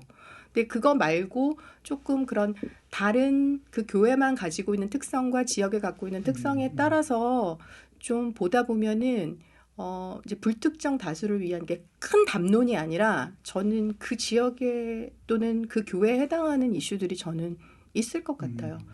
저 첨언해서 좀 말씀을 드리면 이제 많은 교회들이 모든 세대가 있는 교회를 항상 다 꿈을 꾸세요. 근데 이제 제가 볼 때는 진짜 아주 큰 교회들이나 오래되신 교회만 가능하지 지금 있는 교회들은 쉽지만은 않은 것 같거든요. 그래서 제가 이제 많은 목사님들께 얘기할 때는 이제 개척하시는 교회들 같은 경우에는 목사님 설교하시는 거를 5살로 잘라라. 그러니까 목사님 설교가 20에서 25든 저보고 이제 와서 20에서 40까지를 얘기를 하시는 거예요. 근데 우리나라가 사실은 대학생, 취준생, 저 직장 초년생, 그다음에 30대 이 완전 다른 세상이거든요. 그러니까 목사님 충분히 아시는데 이게 예수님도 12제자 될 거 하시지 않았냐. 그러니까 5살한테 그러니까 지금 내가 20에서 25를 하실 건지 25에서 30을 하실 건지 하면 사실은 사용하는 설교의 단어도 달라지고 예화도 달라지고 그래야 이제 교인들이나 누가 왔을 때에 내가 여기는 나한테 해주는 얘기구나 여기 다녀야 되겠구나 이제 이렇게 되는 것 같아요. 근데 아직도 많은 교회 목사님들은 이제 20에서 60까지를 다 하시겠다. 그러니까 저는 하실 수 있으면 하시면 좋은데 이제 조금 더 효과적으로 하시려면 그렇게 확 좁히시기라고 권해드리고 있습니다. 근데 저희가 막 말하다 보니까 네. 저는 사실 이쪽 교회에 관련된 방향이나 전략을 다루는 사람이 아닌데 내가 네. 이렇게 막 떠들어도 되나 네, 지금 우리 저기 김자매님께서는 기업의 마케팅적인 어떤 그 브랜딩적인 입장에서 얘기하시는데 물론 교회가 뭐 마케팅으로 이렇게 되고 뭐 그런 건 아니잖아요. 하지만 우리가 거기서 또 배우고 취할 게 있으니까 왜냐하면 충분히 또 저는 이제 말씀해 주시는 게. 교회를 사랑하니까 제가 네. 다니는 교회를 사랑하고 깊이는 아니지만 이제 그런 것들을 이제 제가 오늘 이 자리에 초대를 받고 그런 고민을 했다고 네. 말씀드렸잖아요. 아, 내가 가서 할 얘기일까요, 과연? 나는 그냥 지금 해주시는 신자일 그런 뿐인데. 얘기가 좋은 거죠. 근데 그러면 좋겠다라는 생각들을 지금 저도 얘기하다 보니 그런 생각들을 좀 했었던 것 같아요. 그럼요. 네. 네, 한 번도 이렇게 입 밖으로 막 얘기한 적은 없지만 이제 좀 교회를 오래 다니면서 한 교회를 오래 다니면서 교회의 그 변화되는 모습들을 보게 되면서 그런 생각들을 좀 자연스럽게 하지 않았나 싶어요. 맞아요. 그게 지금 막 터져 나오나 봐요. 그 우리 저기 황 형제님께서는 그 트렌드 사파리라고 하는 거를 또 하시잖아요. 그 트렌드 사파리 좀 소개해 주시고 어떻게 하는 건지 좀. 원래는 사실은 뭐 잘 아실 기업들이 많이 하는데 네. 결국에는 이제 브랜드 빌딩을 하게 되면 그 만나고자 한 관계를 맺고자 하는 사람들의 컨텍스트를 이해를 해야 되거든요. 그래서 사실은 하나님께서 트렌드 사파리를 하셨죠. 왜냐하면 하나님께서? 당신이 네. 예수님이 돼서 인간 세상에서 직접 이렇게 음. 도우시고 가셨잖아요. 네, 그러니까 저희가 뭐 거창한 거 아니고 그냥 같이 성수동을 돕니다. 네, 성수동을 이제 도는데 많은 경우에 이제 주로 어떤 경우가 있냐면은 교회 건물을 리모델링 하시거나 재건축을 하시려고 그러는데 이제 지성소를 또 만들고 계시는 거죠. 지성소를 만드는데 아까도 말씀드렸지만 많은 요새 새로 생기는 교회들은 아예 건물이 없는 교회들 빌려서 드리는 거기 때문에 진짜 성도들의 모임이란 말이죠. 그러니까 그러면 그리고 이제 성경 공부해야 되니까 소그룹실을 칸칸이 나눠 놓는. 이제 저는 교회에서 잘하신 분들은 이거를 괜찮아 하시겠고 어른들은 좋아하시겠지만 사실은 청년들은 제가 볼 때 아까 말씀하신 그 넓은 거기 공부하는데 기존의 교회에서 이런 게 있어도 되라고 하는 데에 가서 컵라면을 먹고 공부를 하든지 그럴 때여서 이제 성수동에 진짜 아시아에 꽂힌 여기는 어떤 공간들이나 어떤 건물들이 이제 있는가 이렇게 모시고 이제 도는데 재미난 거는 말씀들이 점점 없어지세요. 처음에 이제 성수동 가면은 뭐 되게 이게 다양하고 예쁘고 이런 것들이 많으니까 이제 신나실 텐데 왜 근데 말이 없어지세요? 마음의 준비를 했지만 네. 보이는 것들이 생각보다 조금 더 충격적이신 것 충격적인 같아요. 거죠. 그러니까 어떤 이제 부분이- 교회는 되게 이번에 대리석 싹 발라야지라고 했는데 성수동은 딱 왔는데 건물이 막 벽돌 뜯어내고서 노출 다 돼 있는데 불을 유명한 관리지. 브랜드야. 예. 그다음에 디올이 매장을 지금 서울에서 두 번째로 냈다 그러는데 가건물이고 거기 주차장 부지에 만들어서 내일 헐으라 그러면 그냥 헐고 그냥 터는 데고. 그러니까 우리가 퍼머넌트하다고 생각하고 이걸 붙드는데 글로벌 굴지의 대기업은 여기다가 가건물을 세우고 있는 2016년인데 이제 그런 거 충격을 받으시는 것 같아요. 그러면 교회는 어떻게 해야 되는가? 답은 그럼 어떤 답을 주세요? 저도 답은 모르고요. 이제 왜냐하면 교회마다 책까지 너무너무 쓰셨는데 답을 모르신 지금 다 없애라고 했는데 답을 모르신다고 하시면 어떡합니까? 사실은 다음 책을 쓰면서 제가 부제목으로 생각하는 세 가지가 있는데 예배, 그 다음에 커뮤니티, 브랜드. 그러니까 저는 이제 미래 교회 조건이라는 이제 워딩을 좀 쓰고 싶은데. 그러니까 모든 교회가 다 하실 수 있는 건 아닌데 새로 교회를 개척을 하시거나 과감한 변화를 하시고 싶으신 교회라면 요 세 가지만 잡았으면 좋겠다. 그래서 주일 예배 한 번, 나머지는 다 괜찮아. 그래서 예배 한 번. 이제 아까 몰입이라는 말씀을 하셨는데 그게 너무너무나 지금은 중요한 시대인 것 같아요. 왜냐하면 온라인 예배를 드리시는 분들의 51%가 중간에 다른 교회 목사님 설교를 듣고 왔다라는 데이터가 있으시더라고요.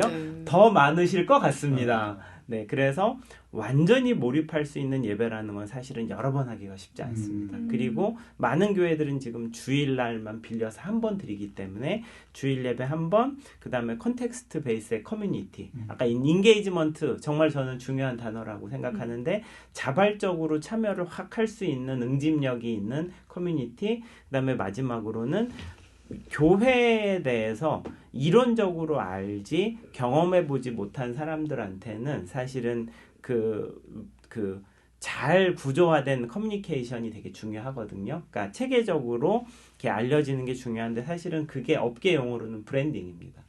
그래서 이제 요 세 개를 제외한 나머지는 다 내려놓으셔도 되지 않는가라는 얘기로. 진짜 파격적이네요. 예배 한 번 이렇게 네, 하면 예배 한 번, 그다음에 공동체 안에서 성경 공부나 구역이나 봉사나 선교가 다 이루어지고, 근데 이제 이게 동네 사람들이 좀 알아야 되니까 동네 사람들을 그 타겟팅하는 메시지를 내보낼 수 있어야 된다. 그래서 브랜딩이 필요한 거죠. 근데 참 그 저도 이 책에서 인상적인 구절 중에 하나가 교회를 시작할 때 건물부터 빌리지 말고 커뮤니티부터 만들어라. 그 얘기가 굉장히 인상적이었거든요. 교회 말씀하셨듯이 맞아. 교회는 믿는 사람들의 모임이고 모임부터 시작하면은 거기에 맞춰가지고 뭐 공간을 뭐 진짜 노마드 교회를 할 수도 있는 거고.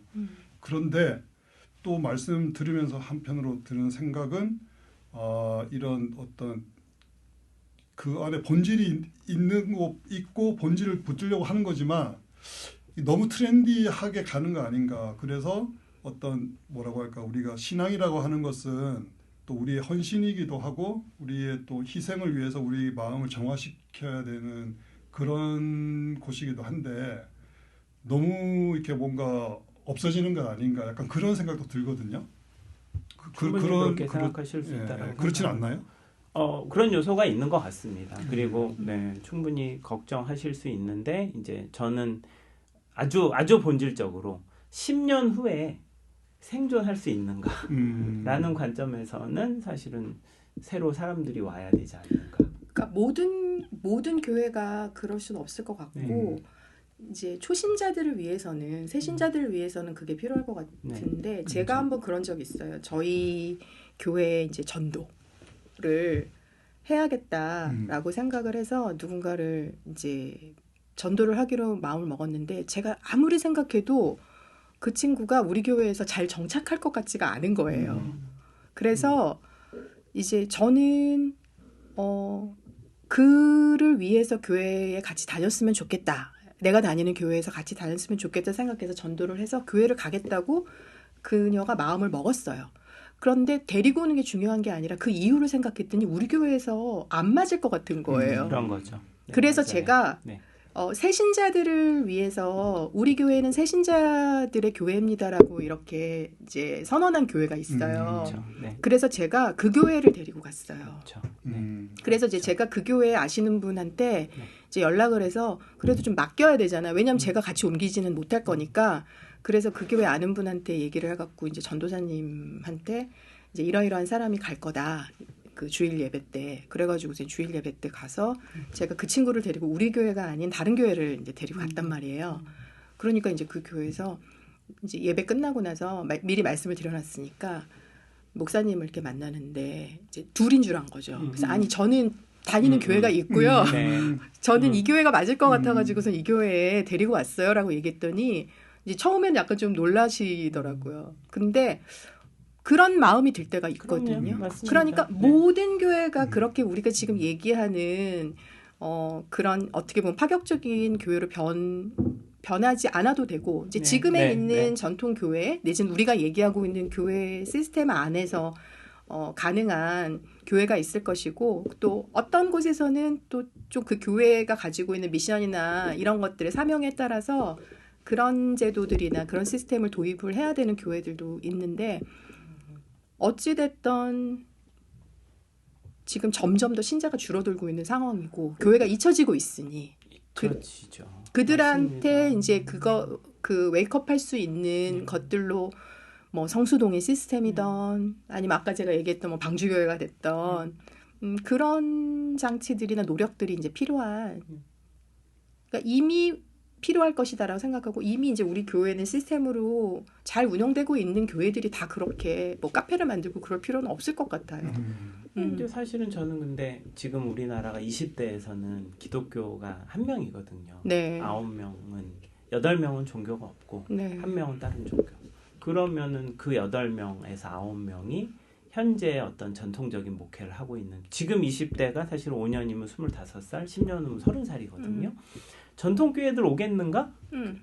네, 100년 넘은 교회, 50년 넘은 교회 오겠는가? 전 사실은 그 젊은 맞아요. 세대들은 아무 관심 없다라고 생각을 합니다. 아까처럼 새신자한테 그렇게 확 포커싱 해줄 수 있는 프로그램이 있으면 네. 거기는 가볼 수 있겠으나 그렇지 않으면 사실은 어렵다고 생각을 하는 거죠. 사실은 그렇게 됐을 때 이 정말 용어라던가 네, 맞습니다. 그 대화가 그런 거잖아요. 그러니까 상대방이 알아들을 수 있는 맞습니다. 언어로 얘기를 해야 맞아요. 되잖아요. 맞습니다. 그런데 아직 마음이 네. 준비가 안 돼 있는데 막 네. 성령이야, 막 은혜야. 맞습니다. 그러면은 맞아요. 그 준비가 안 돼 있는 네. 사람들은 그걸 받아들이기 힘들거든요. 맞습니다. 제가 20대 후반인데 제 밑으로 6살 어린 동생이 있어요.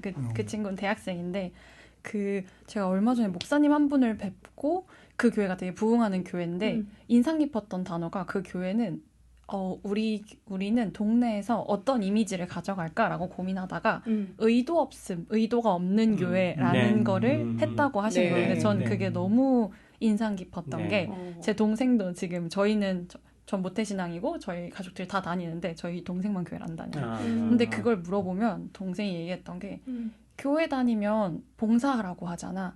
교회 다니면 뭐 하라고 할 거잖아. 라고 했을 때 저희는 사실 교회 안에 있으니까 그걸 저희가 저희 의도를 비치고 있다고 못 느낄 수 있는데 외부에서 봤을 때는 얘네 전도하려는 목적이 그렇죠. 음. 맞습니다. 그 의도가 네. 교회를 키우기 위해서 네, 교회 맞아요. 재정을 배불리고 네. 교회 봉사시키기 위해서라고 그 의도가 느껴질 수 있구나라는 생각을 하는 거예요. 그래서 그 뭔가 거창한 브랜드나 이미지를 만들려고 하기보다는 우린 아무 의도 없어. 우리는 진짜 우리가 원하는 그런 사랑의 가치나 우리가 뭔가 그런 복음의 가치를 전하고 싶은 것뿐이야 라는 그 의도만 잘 전달하더라도 네. 그러니까 말씀해 주셨던 뭐 오무교회니까 원래 기존의 형식에서 다 털어버리자 이런 느낌으로 저는 사실 느껴지기보다는 교회가 그런 게 아니야. 그러니까 그렇죠. 그런 맞습니다. 의도가 아니야를 네. 세상이 그걸 알리는 게 사실 더 중요할 수 있지 않을까라는 생각이 들더라고요. 저는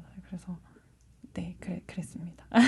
그게 저희가 오늘 계속 얘기하고 있는 교회가 갖고 있는 필요한 이유와 본질을 사람들한테 더 잘 설득할 수 있는 방법을 찾자라는 이야기인 것 같아요. 네. 자매님께서 그 새신자를 다른 교회에 하는 것도 사실 의도가 없는 맞아요. 행위잖아요. 왜냐하면 우리 교회에 이제 교회가 또 하는 그 전도대회 뭐 그런 거 있잖아요. 네. 거기 보면은 충동원주의. 네네 그런 거. 몇 명 데려오는지 네네 명수 카운트하고. 네. 저는 그게 중요하지 않다라고 생각을 이제 하니 그것의 핵심은 내가 누군가를 교회로 인도를 해서 그 사람이 신앙을 잘 정착하게 하는 게 본질이라고 저는 생각을 한 거죠. 근데 그러기에 더 맞는 교회를 찾았던 것처럼 그런데 이제 그 행동이 모두에게 되게 좀 낯설었던 것 같아요. 저는 뭐 전도를 많이 하는 사람은 아니고 많이 하지 않고 손에 꼽지만 손에 꼽기 때문에 더 정착하게 하고 싶었던 거죠. 그럼요. 네. 네, 근데 이제 제가 교회를 옮기지 않은 상태에서 그녀만 그곳으로 이제 보내서 계속 이제 그 교회에서 어쨌든 이제 뿌리 내리지는 못해서 돌아와라. 또 그런 또 그게 있네요. 돌아와라. JY야 돌아와라. 그 저기 교회가 그 우리가 내놓고 자랑할 수 있는 것 중에 하나가 뭐 여러 가지 많은 것들이 있지만 뭐 본질적인 것은 복음일 텐데 근데 이제 우리가 얘기하다 보면은 우리 교회가 얼마나 크다 또 우리 건물이 얼마나 이게 좀 성도들의 피땀 흘려서 이렇게 교회가 이 자리에 잘 잡아서 건물을 이렇게 우리가 잘 지었다 이런 것들 자랑하기가 쉽잖아요. 근데 그런 것도 사실은 그 진짜 전세 사기 때문에 피해 당하고 뭐 이런 청년들한테는 굉장히 부담스러울 수 있겠다 이런 생각도 드네요. 그렇죠. 네. 그래서 제가 요즘은 그러니까 젊은이들이 있을 때에는 그러니까 젊은이들을 초대하는 교회는 건물 소개 같은 걸 너무 많이 하시지 말죠. 왜 이렇게 많은 교회들이 가보면 제일 자랑이 우리 건축 신축했는데 성도들의 피와 땀으로 해가지고 막 그게 2천석으로 만들었습니다. 5분 영상에서 앞에 네. 막 2분 30초인데 네. 그걸 딱 보는 이제 20대 친구들은 자기 평생 집 못 살 텐데 뭐 전세라도 들어가면 좋은데 여기는 이미 20년 전에 해고 이렇게 자랑하는데 그래서 이제 그러니까 완전히 시대가 달라졌구나라는 세대를 많이 생각을 많이 하게 됩니다. 네. 네. 오늘 말씀 들으면서 그런 생각이 들었어요. 물론 이게 이제 부정적으로 보는 분들도 계실 겁니다. 그런데 그럴 수 있다고 생각해요. 이게 우리가 너무 이 세상을 쫓아가려고 하고 뭔가 마케팅 기법을 교회에 도입하라고 하는 거 아니냐. 그리고 뭐 이것저것 뭐 구별 없이 다 그냥 해체하고 다 파괴하라고 하는 거 아니냐. 이렇게 받아들일 수도 있을 것 같아요. 근데 교회의 본질을 지키면서 우리가 이 시대에 복음을 전하기 위해서 어떤 새 부대를 담을 것이냐라고 하는 고민 차원에서 이런저런 얘기들을 많이 했던 것 같고요. 이런 게 오히려 이 시대에 우리가 항상 얘기하잖아요. 개신교회는 항상 개혁돼야 된다고. 근데 이 시대의 종교개혁은 어떤 것일까? 물론 마틴 루터처럼 칼뱅처럼 기존의 교회의 모든 것을 다 뒤집어 엎고 새로운 전통을 만들 수도 있겠지만 또 지금 21세기 2026년 한국에서 성수동이 세계적인 핫플레이스가 되고 있는 이 나라에서 그 세대한테 복음을 전하기 위해서는 우리 교회는 무엇을 개혁해야 되고 무엇을 바꿔야 되는가라고 하는 고민을 같이 해보자. 그런 차원으로 생각해 주시면 좋을 것 같습니다. 예, 그런 의미에서 이제 마지막으로 오늘 우리가 많은 얘기들을 나눴는데 이 얘기들을 좀 이렇게 같이 기도할 수 있고 같이 얘기할 수 있는 어떤 성경 구절을 하나 이렇게 뽑자고 하면은 어떤 구절이 있을까 제가 좀 뽑아달라고 부탁을 드렸었는데 혹시 네. 저는 창세기 항상 제가 제일 따르는 말씀이 창세기 12장 1절입니다. 많은 교회들에게 하나님께서 창세기의 앞부분처럼 동일한 도전을 하고 계신다. 지금 있는 건물이 가치가 없기 때문에 절대로 버리라는 것도 아니고 이사를 하라는 것도 아니고 그 신앙의 모험을 시작하면 좋겠다. 그래서 여호와께서 아브라함에게 이르시되 너는 너의 본토 친척 아비집을 떠나 내가 네게 지시할 땅으로 가라. 라고 지금 하나님께서 도전하고 계신다고 생각을 합니다. 젊은 세대를 잃어버리는 게 아니라 사실은 젊은 세대를 다시 데리고 올 수도 있고 젊은 세대한테 갈 수도 있는 이 모험과 도전이 지금도 열려 있다라고 생각하고 있습니다. 본토 친척 아비집을 떠나더라도 하나님께서 함께 계신다면은 그곳에서 또 우리가 가야지 축복이 있다고 말씀하고 계십니다. 예. 우리 김자배님께서도 혹시 성경 구절 준비하신 게 예. 저는 로마서 8장을 좋아해서 그 로마서 8장 26절 이와 같이 성령도 우리의 연약함을 도우시나니 우리는 마땅히 기도할 바를 알지 못하나 오직 성령이 말할 수 없는 탄식으로 우리를 위하여 친히 간구하시느니라. 이 땅이 이제 지금 교회를 보면서 왠지 이제 말할 수 없는 탄식으로 그러나 기도하고 계실 것 같아요. 그래서 이러한 이제 이야기들이나 책, 고민들이 나오는 것 같거든요. 그러나 사실 부정적이라기보다는 저는 이 책에 나오는 그 이야기들이 이제 누군가에게는 낯선 이야기일 것 같아요. 그러니까 부정적이라는 표현보다는 저한테는 근데 좀 낯선 거는 불편하잖아요. 그러니까 이제 불편한 것 같아요. 그리고 아까 이제 친척 본토를 떠나라고 얘기를 했는데 맞습니다. 뭔가 떠나는 거는 너무 맞습니다. 편한 거를 사람들은 대부분 추구하고 안주하고 싶지 불안하죠. 네, 불안하고 그런 반응들이 아닐까 싶어요. 그래서 이제 교회가 그런 낯섦, 불편한 것들을 조금 이제 직면해야 되는 시기에 나온 책이 아닌가. 그리고 우리를 위하여 누군가는 성령님이 이렇게 아멘. 말할 수 없는 탄식하며 기도하고 계실 테니 그냥 그 불편함을 좀 용감하게 맞서도 되지 않을까. 우리가 다 할 거 아니므로. 맞습니다. 네, 그런 맞습니다. 생각이 듭니다. 우리 박자배님 혹시 뭐 얘기하시죠? 저는 준비를 못 해오긴 예, 했는데 저는 억지로 안 하셔도 괜찮습니다. 그럼 저는 따로 예. 지금 우리가 굉장히 또 웃으면서 좀 재밌게 얘기하려고 많이 노력을 했지만 또 마지막에 성경 말씀을 들으니까 갑자기 마음이 굉장히 차분해지면서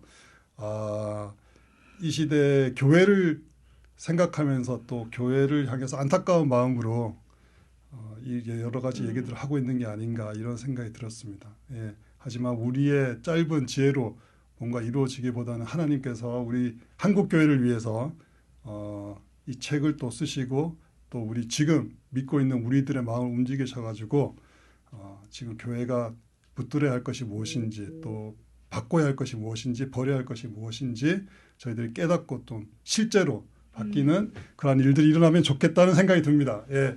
자, 아멘. 마지막으로 우리 황 형제님께서 기도해 주시고 그리고 마칠까요? 예.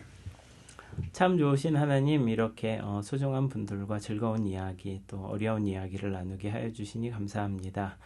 이야기를 함께 듣는 많은 분들에게 작게나마 지혜가 더하여 줄 수 있도록 하여 주시고, 하나님 성령께서 도우셔서 새로운 여행을 떠날 수 있게 하여 주시옵소서. 다시 큰 부흥이 있기를 희망하고, 많은 영혼들이 정말 희망을 잃어가거나 하나님 정말 세속의 거짓된 메시지에 빠져 살고 있는 생명들인 주님께 돌아오는 역사가 일어나기를 원합니다.